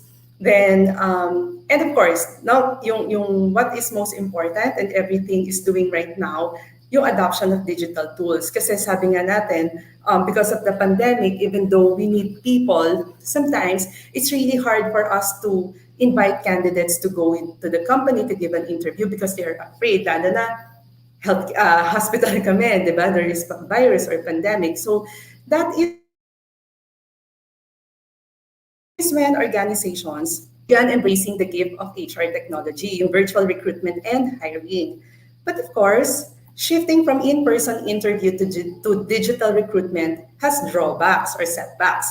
So, ano ba yung challenges that we were encountering? Not just the candidates, but also the employers are encountering in terms of digital recruitment. Number one, not everyone has access to internet.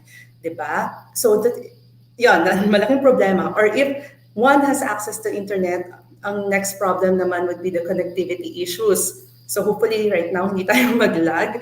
So it's either the candidate or the employer face heavy connectivity issues that results in disturbance, lagging, or worse, yung mga call dropouts, which is very frustrating on both ends, lalo na when the recruitment is ongoing. So also conversations become less fluid or interactive due to technical limitations.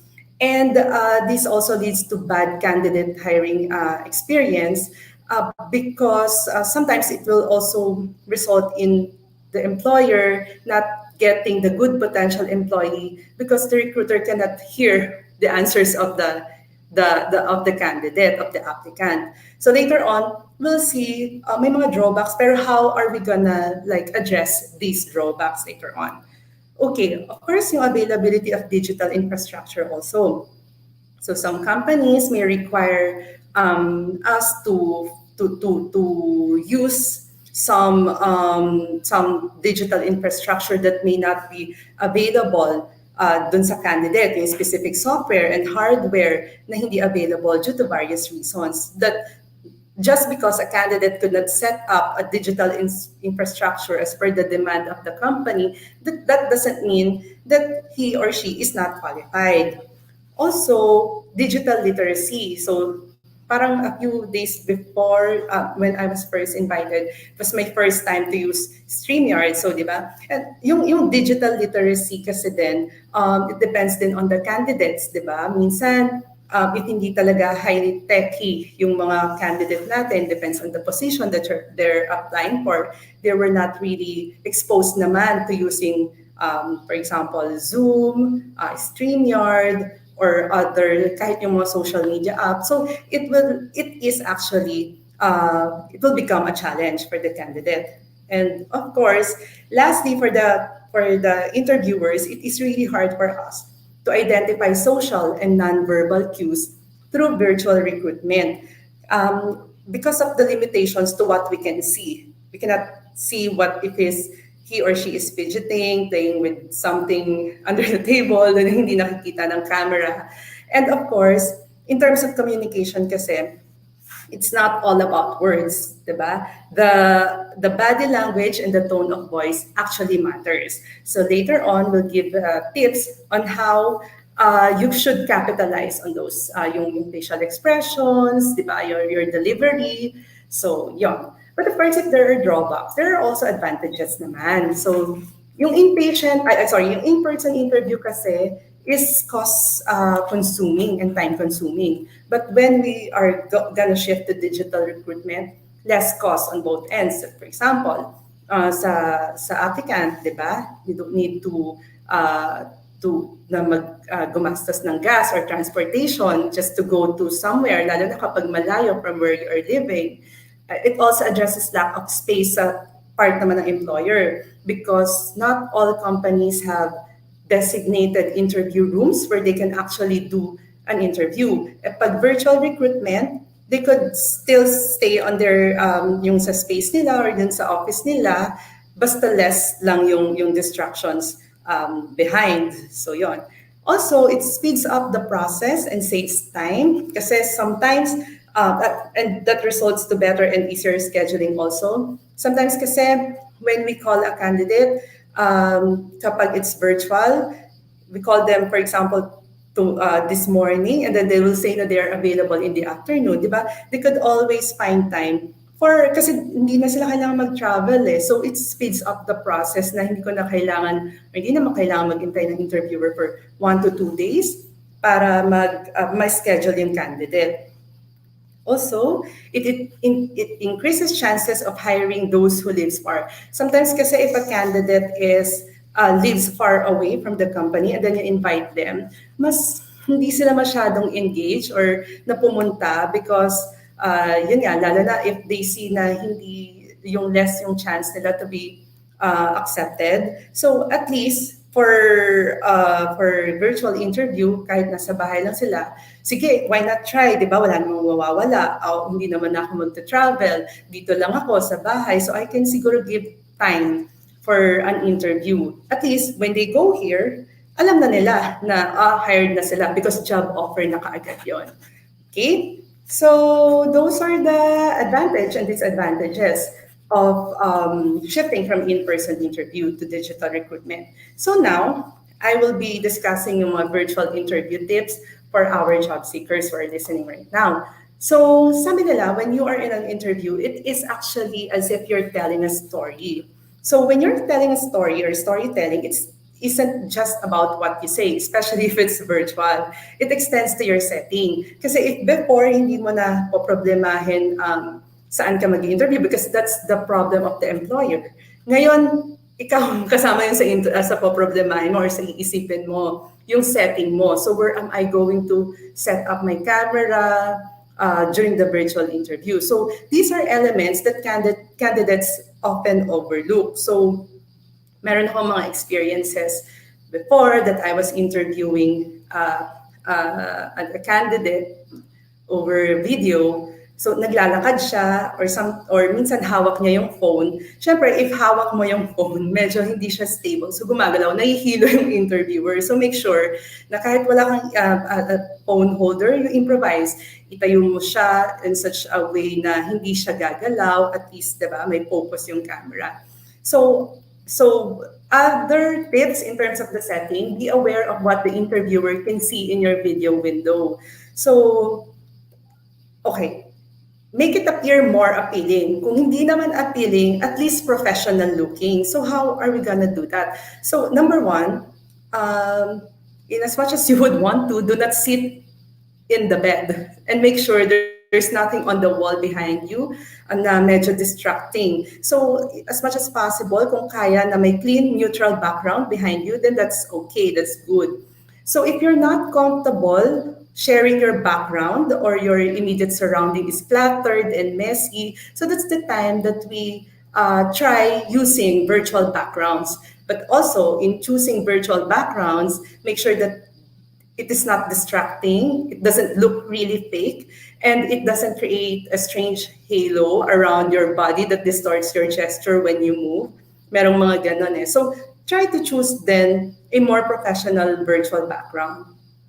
Okay? And then, try to prevent, or kung hindi kayang i-prevent, at least minimize any form of distractions and interruptions from the interruptions like background noises or people coming in and out of the room where the interview is being done, or minsan dadaan sila sa likod mo doing crazy things, yung naaasar lang, di ba? So, yung mga background noises natin, minsan there are crying babies, may TV, radio, electronic devices.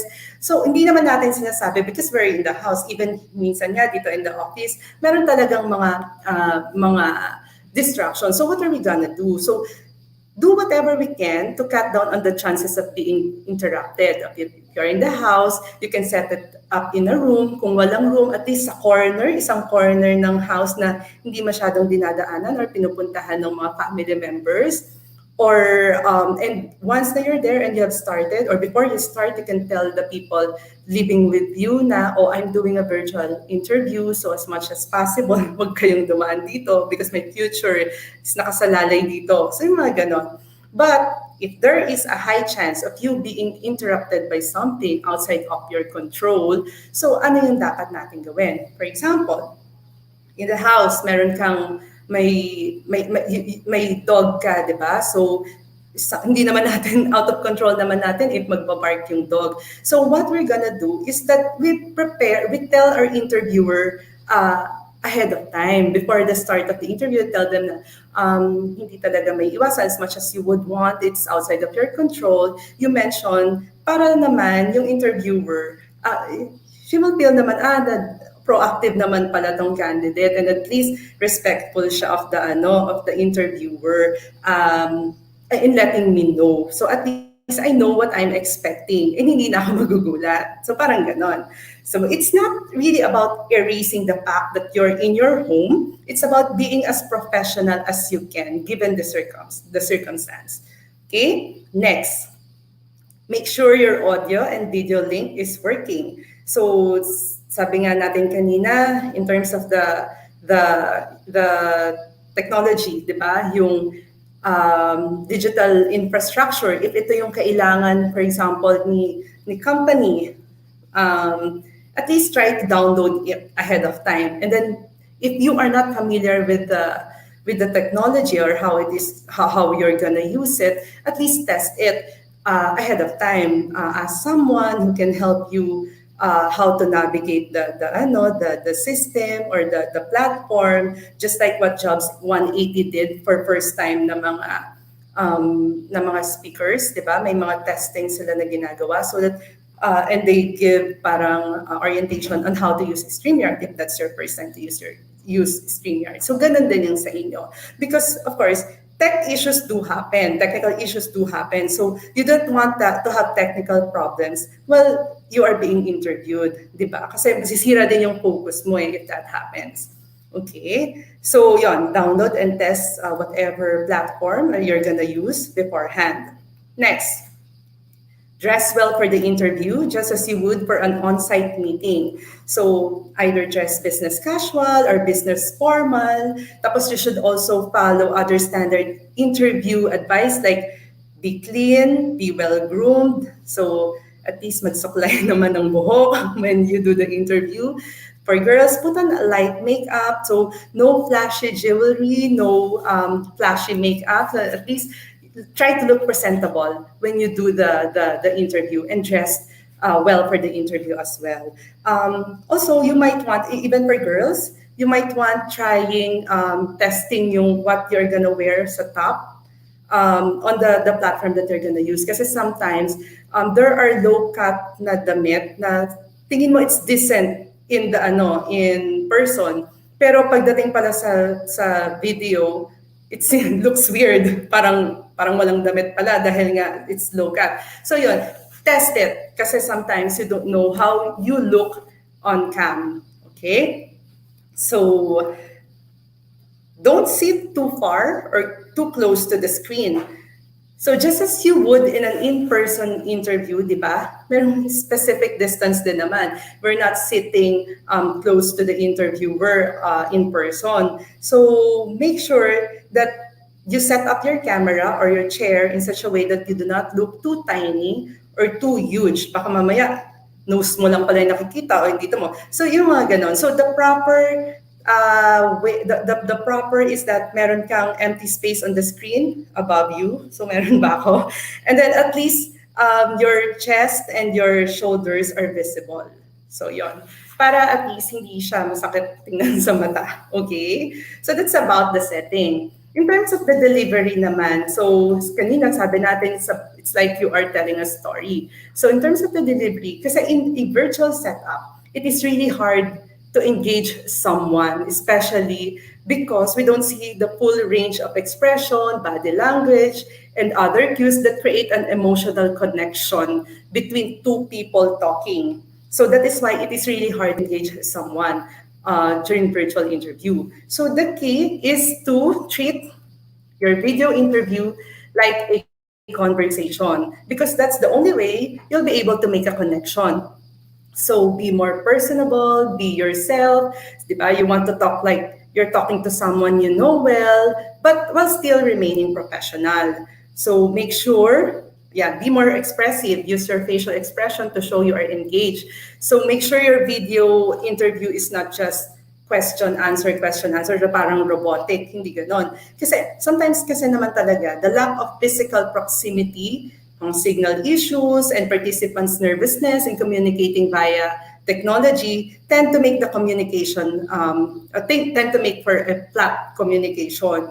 So you should be more expressive than usual. So nod more often, di ba? Or smile more often, or if you would want to use hand gesture to emphasize a point, you could do that. And then, kanina we were mentioning that nonverbal communication is important in any kinds of conversation. When it comes to video interview, a lot of the avenues through which we usually give nonverbal cues, like yun nga, yung body language, sometimes in small murmurs of agreement, they are cut off na in video interview setup. So we have to lean more heavily on what we have left, yung facial expression. So if you're in the room with someone and you're talking to them, you can easily tell if the person is listening intently, even if their face is not moving much.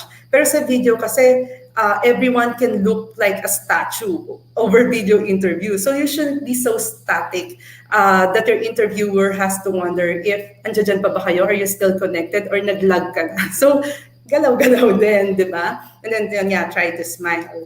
Okay.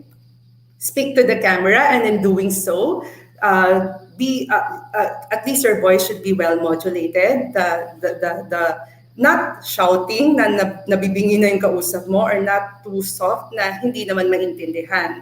Do not be monotonous. So yung inflections, they add a layer to a remote conversation that helps to replace the emotion that is often stripped away in a virtual dialogue. So if you're sharing a story, for example, of a serious na challenge you face, so your tone should be more somber, slower, di ba? But if you are talking about something that you're passionate about, something that you're excited about, mas tumataas yung pitch ng voice, tapos you tend to speak more rapidly kasi na-excite ka, di ba? And you emphasize some keywords. So may nagva-vary yung vocal pitch, yung tone, and yung emphasis. So, yun yung ibig sabihin ng do not be monotonous, na parang kahit masaya ka, hindi nila maintindihan, or dahil sobrang flat affect ka. So, yun. That is very important also in virtual interview. And then, slow down the pace of your speech. Minsan, in person, when you're talking to someone, it's natural to speak rapidly, to speak fast. Kasi kahit na nagsasalita ka ng mabilis, you can still identify, you will still have some nonverbal cues and recognize when to keep quiet or when to let someone else have the floor. Pero with virtual interview, it is really hard to read the cues in terms of virtual setting. So try to speak, slow down, and in doing so, mapapansin nyo, if you speak slower, mas nakakapag-isip kayo, di ba? And then, it minimizes the uses of yung mga fillers, like, kasi instead of, if you speak slower, mas dumadating yung mga ideas sa'yo, nagpo-flow siya. Okay? So, yun. Slow down the pace of your speech, and then let the other person finish speaking before you answer. So, over video chat kasi, jumping in with your responses too soon can mute other person's mic and cut them off entirely, making you appear rude even if you didn't want to or you didn't intend to. Plus, with internet lag, it's not always immediately apparent whether someone is done speaking, di ba? Kala mo nag-lag lang or nag-pause lang. So, kaya instead of you, kasi in a normal conversation, pag nag-uusap yung dalawa, parang if you agree, sabi ng, yeah, may mga ganun tayo. Pero dito, para hindi naman it appears na kina-cut off mo siya, you just nod or smile, and in that way, your interviewer still gets the feedback they need with your mic not accidentally overriding theirs. So, ganon. Okay? In the same way, if you are delivering a speech or if you are delivering a long answer, and then do not keep your interviewer guessing if you're finished or not. Kasi siguro, if tapos ka ng magsagot and you have delivered a long answer, try to smile and nod once you're done delivering your answer. Parang yun yung cue ng interviewer mo. natapos ka na, di ba? Okay. So, next, make sure that your interviewer can focus on your best qualities and not whether they can hear you. So yun yung mga kaninang binanggit natin. And of course, maintain a good posture and appropriate body language. So, kasi minsan because we're at home, di ba, it's natural for us to feel a bit more relaxed, to yes, we could. Okay lang naman talaga na relax kasi mas nagiging confident ka. But not to a point na naka-slump down ka on your seat because it makes you look less engaged. That's also the reason why you shouldn't sit on your bed when you are doing an interview. So make sure that you maintain pa rin appropriate body language. Okay? So that's for the delivery. Lastly, yung message, the message that you're getting across to the interviewer during the interview. So prepare like you would for an in-person interview. So just because your interview is happening through Skype or whatever, digital, it doesn't mean it's not a real interview. So you also have to prepare. Kasi ang difference lang naman is that you don't have to prepare to travel anymore, di ba? But the expectations ng interviewer say is the same. So that means you have to research about the company, research about the role you're applying for, you prepare to answer the most interview questions, and you come up with questions to ask your interviewer in return. Kasi, just the same, you need to focus on your passion and highlight something that inspires or interests you and how you could help the company in terms of achieving their vision or mission. Diba? Also, your key message then should highlight what separates you from competitors. Kasi right now, in a single vacancy, there are ilan ba? 3, 4, 5. When you post it on Jobs 180, isang vacancy, ang dami nating makukuhang application. So yun, when you finally had the chance to do a virtual interview, you should highlight ano yung difference mo from yung other applicants na they are interviewing. So for example, if other than for example a software engineer, you can also do graphic design, diba? So that's a multifaceted ka. So yun yung or multi-skilled ka. So in that way, mas syempre they would be impressed to someone who has who has diversified skills, diversified knowledge, diba? So prepare beforehand on how you can deliver those things. So you highlight your skills talaga, you focus on that, yun. And then explain what separates you from the pack and what will make them, what's the most important attributes that you could contribute to the company. Be confident also and show them your true self. So hindi naman pwedeng hindi mo pala alam yung ganitong skill or whatever pero sinabi mo. So eventually when they dig deeper during the interview, malalaman din nila yon. And then use a STAR approach when answering questions, especially when you are explaining some projects that you have handled. So before the interview, recall some events or experiences or about times when you shined, when you learned something new, when you faced a challenge, when you handled a project or a program for a company or for a school, so or for an organization where you are a part of, diba? So when you say STAR approach, you state the situation, the task, the actions that you have taken, and the results. So yung result, it should not always be happy result or positive result. Sometimes yung result ng program is not okay, but at least you could showcase some kind of growth or learning experience that you have that you acquired doing that particular project or program, diba? So, yon. If you're not used to video chat, you might want to practice with your friends. Tapos you might want to record also yung mock interview that you did so that when you watch it later on, you'll be able to find out or you'll be able to see ito pala, masyado pala akong malapit sa camera or ang dami ko palang hand movements or yung mga ganon. You could, and make improvements in the future. So I think that's persuade the interviewer that you are the right candidate for the job, given the skills that you have, given the experiences that you have. Experiences not just means naman work experience, but also your experience in the university, di ba? In internship, so yon. In short, try to sell yourself. Think of yourself as a product and sell it to your interviewer. So, ganon yung tips in order for you to persuade the interviewer that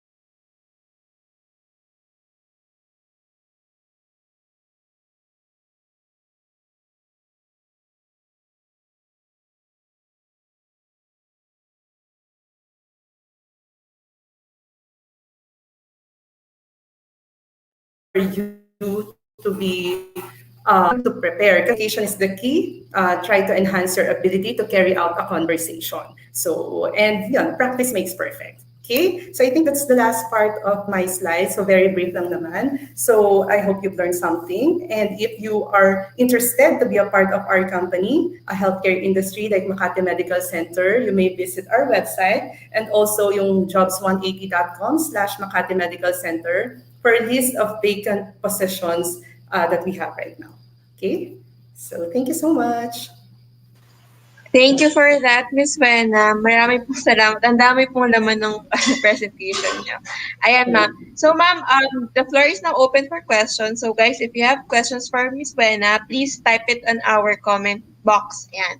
So, ma'am, nag-prepare na po ako ng question para lang magbigyan sila ng time, ma'am, to type. Question number 1 po. Ma'am, ano po yung pinaka-common mistakes or hindi po sinasadyang nagagawa ng mga applicants right now, especially now that we're on virtual interviews? Ano po yung common mistakes and how do they avoid it? Common. Okay. Base. Okay. Sorry, Shari, I cannot hear you. Hello, Hello? ma'am. Yeah, Shari, sorry. Can you, Yeah. yan. But I get the question. What are the most, yung mga common mistakes? Tama ba? That I experienced doing virtual Yes interview. po. So, Opo. mga common mistakes that I've encountered. So number one, kanina I mentioned na when you can do a virtual interview using whatever gadget you have. If it's laptop, okay. If it's cell phone, it's okay. But yun nga, make sure na when you're using cell phone, mag-improvise ka ng something na makakatayo siya, na hindi siya gumagalaw. Kasi one time, I was interviewing applicant, lakad siya ng lakad. So, hindi siya nakatingin sa akin, lakad siya ng lakad. I don't know, siguro she was not ready during that time and she was trying to look for a space where she can continue the interview. Then when she finally settled down, so hawak niya yung phone, syempre hindi naman steady yung kamay niya. So, nanginginig. So, hilong-hilo ako. So, when that happens, you can always tell your interviewer na, ma'am, sorry, is it okay if you call me 5 minutes? Siguro after 5 minutes, I'll just look for, I was caught in a bad timing.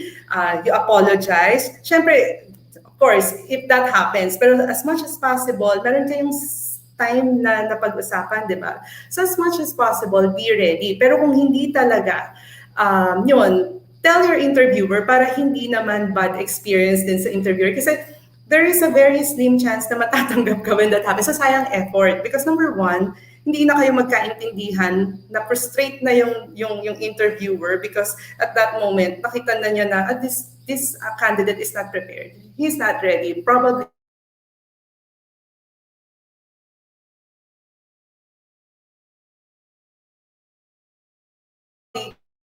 ground.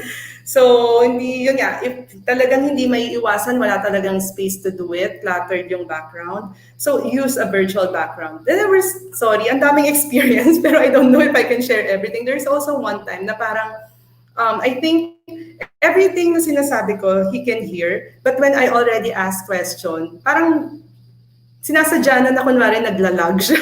So, inulit ko, nakailang ulit ako. Then, I tried na hindi mo na mag-ask ng questions. If it's not a question, he can hear me clearly. But if it's the question already, hello ma'am, ano po yun? So, four times yatang ganun. So parang medyo nakahalata na ako na, baka niloloko ako nitong candidate na to. So yung mga ganun. You cannot fool us. So yun, you could, just try harder. Kasi siguro, he was not prepared, di ba, during that time. So prepare for an interview. Sabi nga natin, prepare as if you are preparing for an in-person interview. So mag-research, hindi porket sa bahay lang. So, ay, mamaya na, tatawag pa yan, mamaya ka na rin magpe-prepare. So, yung mga ganun. So, dami pang experience, but wala tayong time for me to share everything. Alright, thank you for that, ma'am. Ma'am, next na lang po siguro yung mga vacancies po for Makati Med. Baka you can encourage our students, our audience po right now to apply. Okay, so currently, so kanina I mentioned that we never stopped hiring, especially for our medical field. So yung mga registered nurses. So apart from registered nurses, we're also hiring yung sa aming inpatient, yung mga admitting staff, mga auxiliaries na position. We are also all year round hiring for medical technologists, for ECG technicians, so mostly sa medical talaga, and echo technicians, but also for our frontline servicing team. So yung mga hindi, yung nasa corporate side naman, we are all year round hiring also for patient service representative. Ito yung mga nasa customer service field, contact center representatives, those who assist the patients through phone. So yung mga ganon. And also, of course, you can visit yung sa Jobs 180 for our list of future yung vacancies namin that are for pooling. So, thank you po, ma'am. Alright. So, wala kayong questions, guys? Sure na kayo? 12:04 na pala. Sige po. Alright. So, thank you po, Ms. Vena, for being here with us. If you guys want to check out their vacancies at Makati Med, you can find it at jobs180.com/Makati Medical Center. So, nandito sa ilalim, ayan, Makati Medical Center. Ayan. So, thank you po again, Ms. Vena. So, may we present the Certificate of Appreciation from Arellano University po. So, this certificate is awarded to Ms. Rowena Naharo for his invaluable contribution as a resource speaker in a webinar entitled Marketing Me Responsible Netizenship, Resume Link, and Virtual Interview Tips held at Arellano University, Manila, given this 18th day of February 2021, signed by Ms. Fe Caridad Coriodica, AVP for Student Personal Services. So thank you, Ms. Wena. Sana po ka-join namin kayo ulit po in the next few sessions. Sure. Thank you. Bye, guys. Safe po. Alright. So thank you guys for tuning in. So to officially close our session, may we invite Ms. Sonia Dignadice for the closing remarks. Yeah. Hi, ma'am. Good afternoon po. Ma'am, naka-mute po kayo. Yan, hello. Ayan. Miss Shari. Closing remarks po for our yes. audience. Yes, of course. First of all, I would like to greet the people, our partners from Jobs 180 who are present here today. Our Assistant Vice President for Student Personal Services, that's Ma'am Fe Caridad Coriodica, and of course, our supervising guidance counselor, Ma'am Ludi Alonzo, and of course, our dear students who are here today, who graced this webinar. This is really for you. Our students from across branches, from first year to fourth year in the main campus, and third year, fourth year from our other branches. As I was listening to our speakers, we have Sir Paulo Bayangos from Optum, and we have Sir Robert Palomar from jobs180.com, and of course, Ma'am Rowena Naharo from the Makati Medical Center. I learned a lot. You know, I know this is not easy for our students to apply for a job. And it's not easy because now it's virtual. But with all these people, all the tips that they have shared with you, all the knowledge and everything, that they are all experts in their respective topics given them, I know and I'm sure that you have learned a lot. Arellano University, through the guidance office, and of course with the alumni services office, we are really preparing you, not only providing you the knowledge, skills, and the right attitude once you graduate, but also we make sure that when you graduate, you have a high employability. You will be hired. You will have a job because we want you to be productive citizens of this country, not only our country, the Philippines, but worldwide. So I hope that you take the opportunity that now you are in the university, you become active members of the community, you participate in all the activities, curricular and extracurricular. And please imbibe and embrace your core values, and because that's your edge, whether it is face to face or whether it's virtual, you will show that to all the employers and they will see that in you. All right, remember the chiefs, the acronym chiefs, and live by it, embrace it. All right, like I always tell my students, it is not the school that makes the alumni proud. It is actually the alumni who makes the school proud. And I hope that even if you do not look back, if one day you will become a professionals and you will become successful in your fields of endeavor or your work or your, yeah, then that would be enough for the university. So on behalf of Arellano University, I would like to thank our speakers, our partner jobs180.com, our guidance office, and of course, all of you who have attended this webinar. Maraming salamat po. Thank you.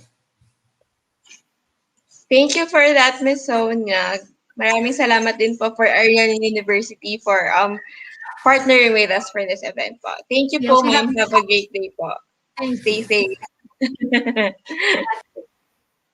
Ayan. So, thank you guys for tuning in. Sorry, overtime tayo ng 10 minutes.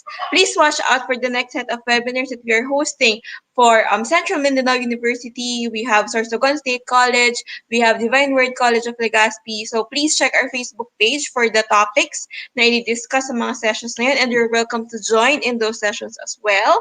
So, again, please fill out the evaluation form posted on the comment section. So, ayan. So, please make sure to evaluate para yung event natin, para yan sa attendance ninyo sa guidance office. Okay? So, make sure lang na makopya nyo tong link, guys. Nakopya nyo na ba? Bago natin i-end yung streaming natin, ha? Alright. So, okay na ba? Nasa comment section na po ba yung link? Ayan. So, it's on the comment section. So, please evaluate, guys. So, we had fun. So, hope you guys had fun too. So, thank you and have a great afternoon. Stay safe.